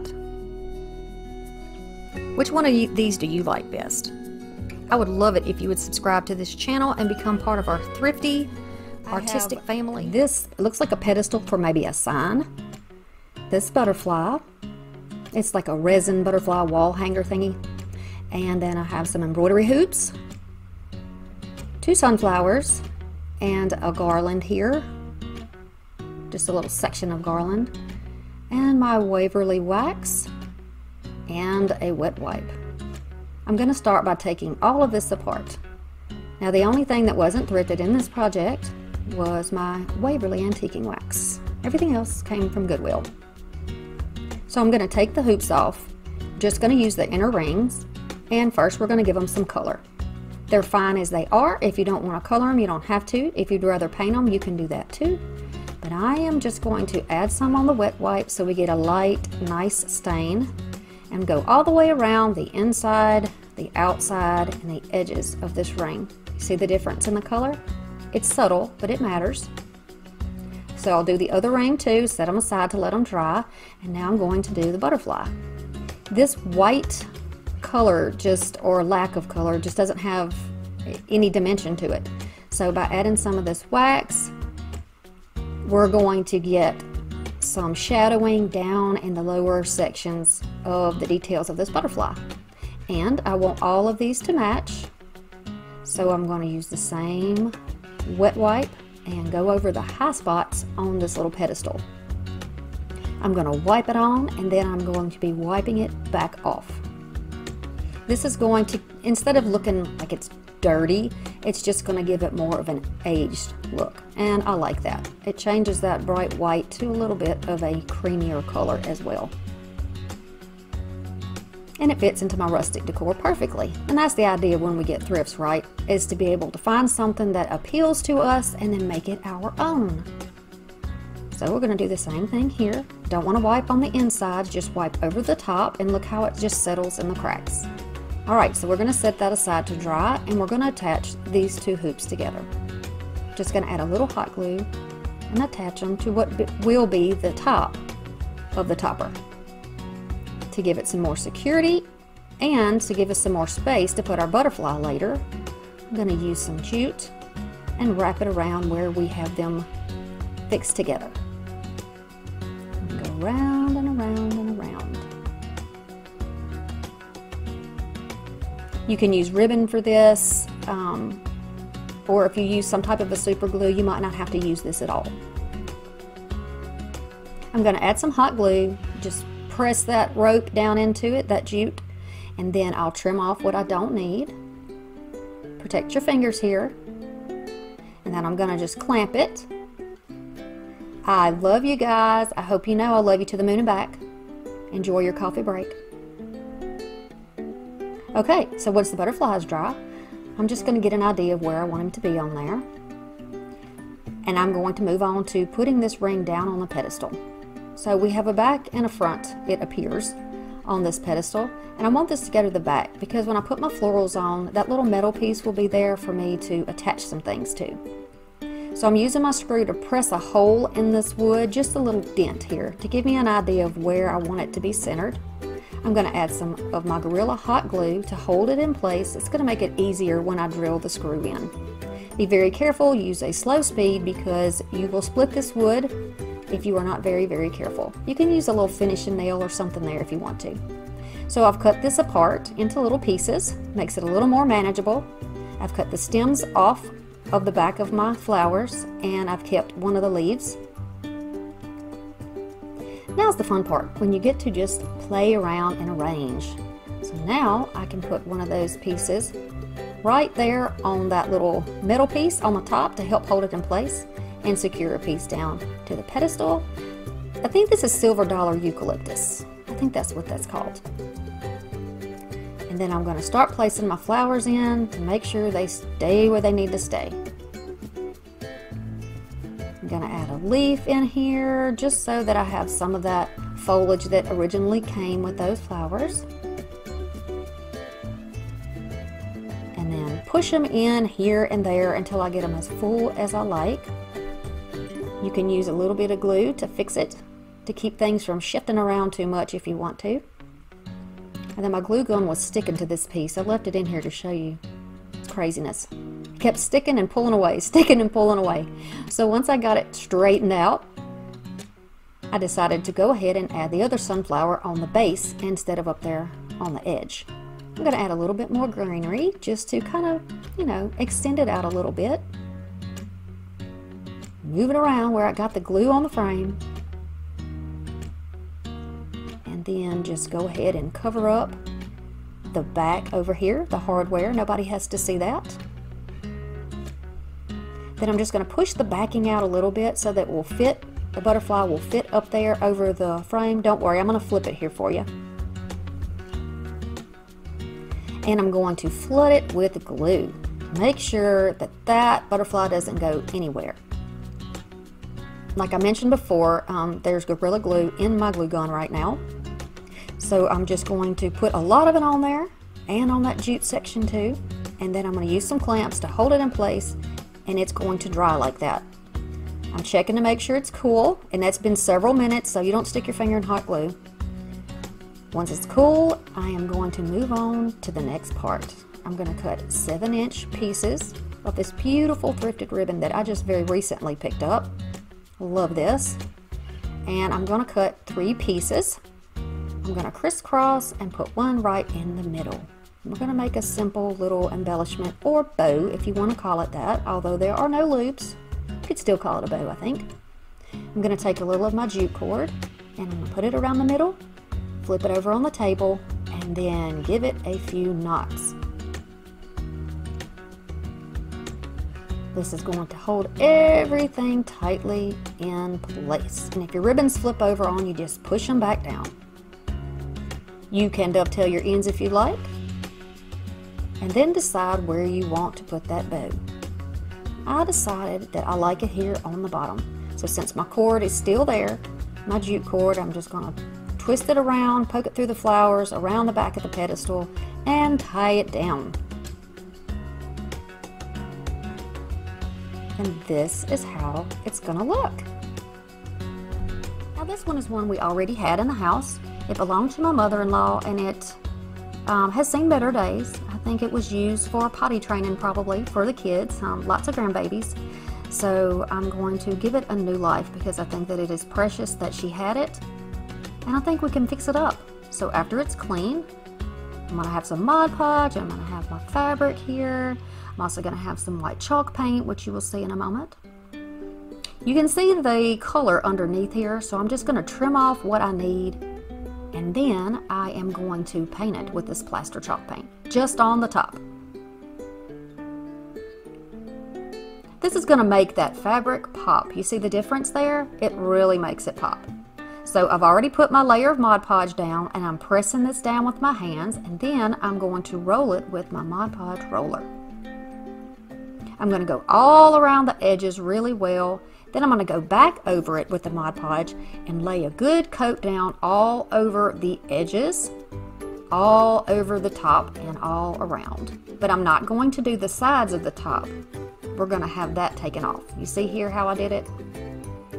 It's going to take a little while to dry, but leave it until it's completely dry. You can even wait till the next day. And I'm going to take a sanding sponge with a coarse grit, and I am going to start shearing off the fabric we don't need. If you get enough of your Mod Podge on here, this will make the edges almost like paper, so it's a lot easier for that to come off. If you don't have sandpaper, you can always take your scissors or something like that and just trim it off. So I'm going to do this around all of my edges. And And look how pretty this is. So cute. I'm just going to go back around and make sure there's no little frays here on the sides. It comes off easily with the sander. And then to distress this, I'm going to take a really heavy sandpaper that goes with my hand sander. But it's raining, so I can't do it. So I'm just going to use it by hand, and I'm just going to take nicks and chunks of paint off. I'm just going to go down to the wood surface underneath. There's actually like a cream color, there's white, and then the wood on the bottom. I'm going to go around there, all the way around the edges that would normally get wear, and then using a dry cloth for this, I'm going to take some of that wax, rub it in, and just lay it on thick. I'm going to put a good coat in there. I'm going to focus on all those scratches and just push it down into the wood areas. If it bothers you that the bottom is not, you know, on your projects is not finished, you can go ahead and do that. But for this video, I didn't feel the need. And this is going to be used on my porch as a plant stand. That's what all these projects were inspired by, the beautiful fabric. I'm going to use this piece of thrifted wood, this piece of scrap from my husband. I have some thrifted and some store-bought trim. We're not going to Mod Podge this one. I'm going to give you another option if you don't have Mod Podge. So we're going to wrap this like a present. Wrap it over, make sure you have enough to go all the way around. Then you're going to hot glue just a little edge under there. Fold it over, make sure that your edges are nice and straight, and ideally it would end somewhere near the bottom so you don't notice it. And then pull that down and glue it on. Simple enough, right? Now this is how you're going to fold your ends to make them nice and neat. This is how we fold packages in our family. I don't know, not everybody does this, but this is how we have always done it. And it works with fabric too, so why not? Alright, so I know that I'm going to have that folded over, so I'm going to add a little hot glue there and just press that little angle right into it. You see, I'm going to press it down and then push that little angle over into it. So now it looks like a little flap, like an envelope flap. I'm going to put glue all over that little flap there, except on the very edge. And I'm just going to roll my fingers over so that it pushes it down, and then I'll go right under the edge and press it out. So simple. Okay, so now I'm going to take my joyful sign, and this is just a wall cling from Dollar Tree, and I am going to put it down in the middle of that sign. You can use any type of sticker, you can use your Cricut, whatever you want to use, just to give it some embellishment, but y'all know joy is my favorite word. I cut the end off of joyful too, had the little leaves on it, and I put that on the end of the joy. I think it looks good. And now this beautiful thrifted piece, I am going to use as the base to put our sign on. I'm using hot glue. You can use whatever type of glue you would like to use. You could even screw the bottom in if you want to do that. But I'm going to press it down until it dries, and then you can flip it over on its side to do some embellishment. So I'm just going to use a little bit of trim here to go around the edge, and I've just chosen the one that I thrifted. It's a braided, like a braided jute, braided robe. And I'm just going to make sure that I have enough that it meets in the back so I don't have any intersections on the front, and pull it and press it down, trying to make a straight line down the center so no glue is gushing out. We want it to look high end, so we don't want all that extra glue all over the place. When I get to the end, I'm going to press it down and then trim off the excess. Push it back down in that glue, and I'm going to use a Dollar Tree sticker here just to embellish it, and it looks almost exactly like the fabric from Dollar Tree. That's a cutie, isn't it? Yes. I think it's start by making a little embellishment or another bow, if you will. I'm going to be cutting this ribbon into 2 pieces, and then I'm going to cut a bunch of those trims and some Dollar Tree ribbon into 2 pieces, and I'm just going to make X's and crisscross them over each other, just like this. Easy enough. You can cut your pieces shorter, you can dovetail them, you can cut them at angles, whatever you want to do. I'm going to grab that stack, flip it over, and then tie it in the back. Now you'll see my ribbon flip over, but watch how easy it is to fix it. Don't get frustrated if that happens. Just push it back down and then tighten your, see there? Push it down and then tighten it back up. No problem. And then you're going to fluff it out. And you know, at this point too, you could also trim it. I'm also going to be looking at the center, which I'm using a sticker from that pack. Same one, the other little sticker that we had. See there? Nice. All right, now to start with the flower. This lid is going to be the center. And I chose these two yellow colors because they match the fabric. We're also going to use white and a couple of different paintbrushes. So I'm going to start off by using white to put on this candle holder. This is like a tin, like a metal candle holder. I'm going to go, almost looks like a tart pan, doesn't it? We'll go all the way around here. You want to be sure you do this because the pan is really dark and you want your yellows to show up nice and bright when you make your flower. So I'm going to start off with the lightest yellow that I have here. And I am just going to color what will be the petals of our flower. So all around these little pinched or grooved pieces, pleated, tucked, whatever you want to call it, all the way around there. And you don't have to worry about doing this neatly. It's going to be all over the bottom, but we're going to cover that up. Then I'm going to start with my next color. And right before you get to the yellow, I'm going to dip in and drag the brush up. And when you do that, it almost gives it an ombre type effect, a feathery type effect, which matches or simulates the same effect on the inside of the sunflower. Doesn't have to be perfect.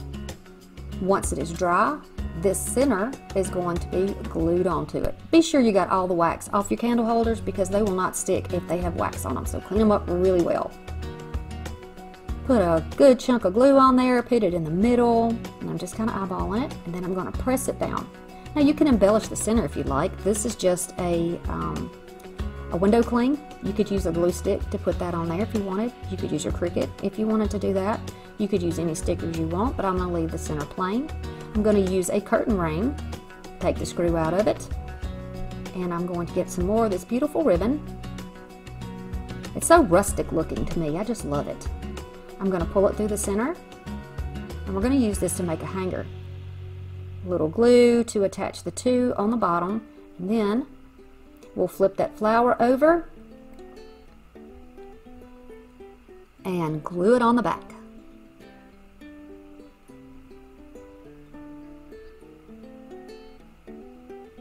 You could leave it like this if you wanted to, but I think I want to add my pretty little bow. And look how cute that's going to look right there on the top. So I'm going to put it right over the ribbon that's already there. And fluff that little bow. You know how we do on this channel. We fluff it. And that's how it is going to look.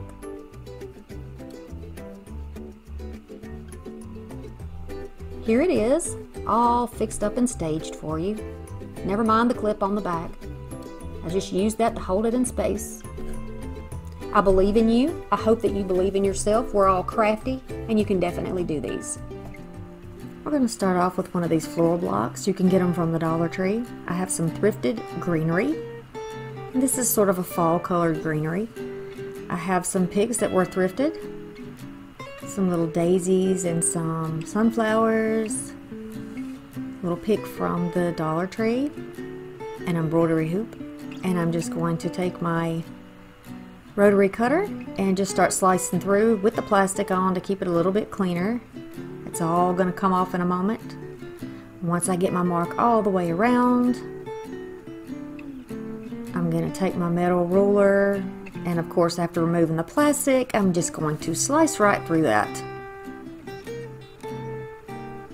Then I'm going to take the two blocks and put them side by side and push them down onto this wooden embroidery hoop. This is going to put a little trench or a little mark in the back, ideally. I'll turn it over and press a little bit harder. And then in order to get this to stick, I'm going to put some glue along the back, a good bit. It's going to have a lot of weight from the flowers that are going to be on it. And I'm just going to take some scrap paper and put that on the back and just use it as a bandage. Then I'm going to take some floral wire, wrap around one side. You don't have to squeeze this too tightly. You don't want to cut into that foam any further than you already have. And you're just going to make a little knot there on the end.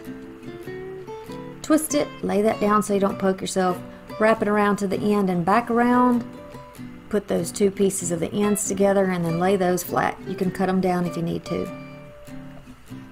So I'm going to start greening this, and I'm going to just use my clippers and start cutting off these all the way down to the base. These come in a variety of lengths, so I've got some shorter ones, some taller ones, some that are a little bit thicker. And I'm just going to start placing those around on the sides. This is going to be, I guess you could call it a half wreath. It's not going to go all the way around. Most of the florals are going to be on the bottom half, or the bottom 3/4 of the wreath. I'm going to start placing them around kind of at a slant there in the sides, and then build upward.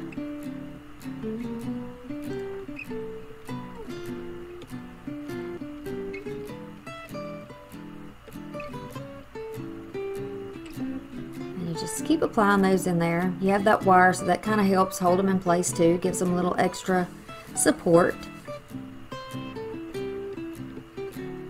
And I'm putting these in at an angle and facing either to the right or to the left. We won't have any coming straight up. That's going to be where we're going to put our flowers. So I'm going to cut this little remnant of a pick and just randomly put these in. These are not going to be in a pattern because there are 3. So I can't evenly put them on the sides. And you will see me moving some things around in this wreath. I do this a lot when I do floral arrangements. I put things down, and then if I don't like the way it's looking, I just move it. You can do the same thing. You got to get it where it looks good to you, how it feels balanced and good to you. So I noticed that some of them were just too long, which was making it look too heavy. So I just pulled it out, give it a little trim to some of those. You push your greenery up, just like when you are making a flower arrangement. You can push your greenery up toward the flower and then trim them down. You'll see me do that with these little flowers. I'm just going to push these up and trim it off. Then I'm going to start putting in the flowers. Again, with this wreath, there's no particular pattern. I try to be balanced when I do arranging, but you know, with cottagecore, and this, my spin on the cottagecore is this kind of a funky 70s vibe where there's a lot of mushrooms and greens and golds and those types of colors, and that kind of a wild look. So I'm just going to keep filling it out around the greenery. I'm starting, of course, on the outsides with the florals, just like I did with the greens. And I'm just going to work my way inward and then upward. And you can see kind of how I'm doing this here. If you have a process that works better for you, feel free to do it that way. You can leave some a little long, cut some a little bit shorter, like you would see them out in nature.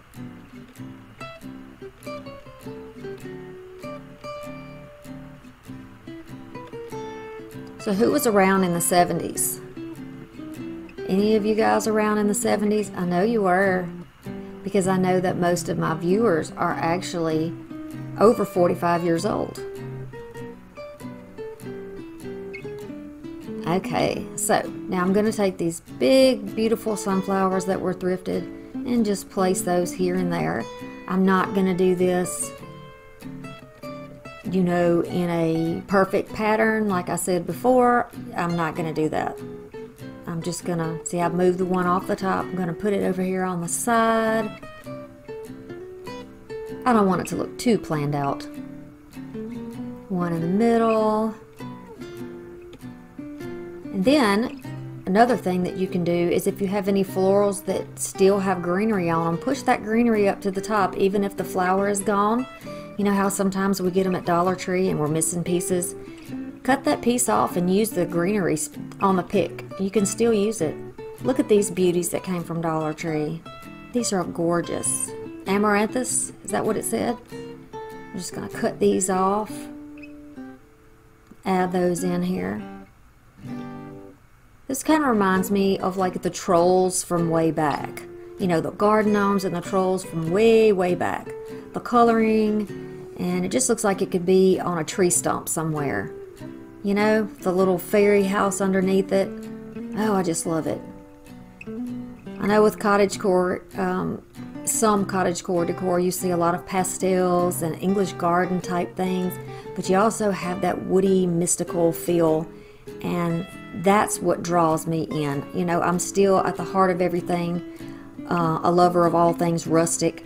So, yeah, this just really feels like, if I could call it rustic cottagecore, that's how it feels to me. I almost expect to see a little creature peeking out from underneath these flowers. A little frog on a toadstool. Yeah, something like that.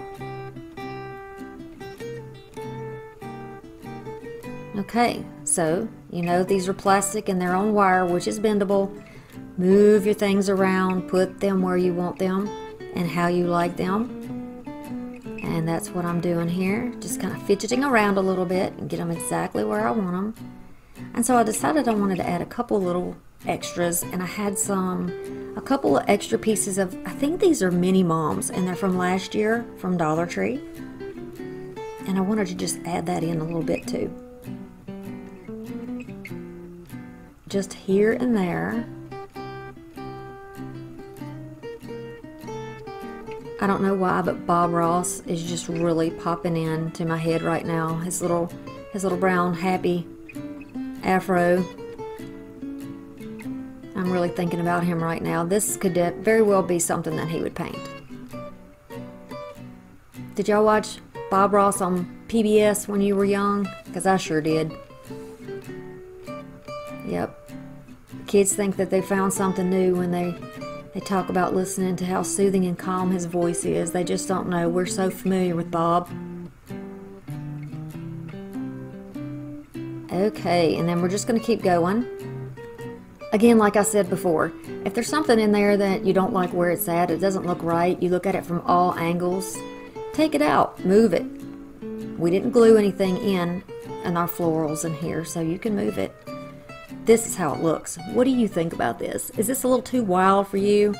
Or are you really feeling the vibes from this? Because I'm certainly feeling it. Thank you so much for watching, and I'll see you again soon. Bye!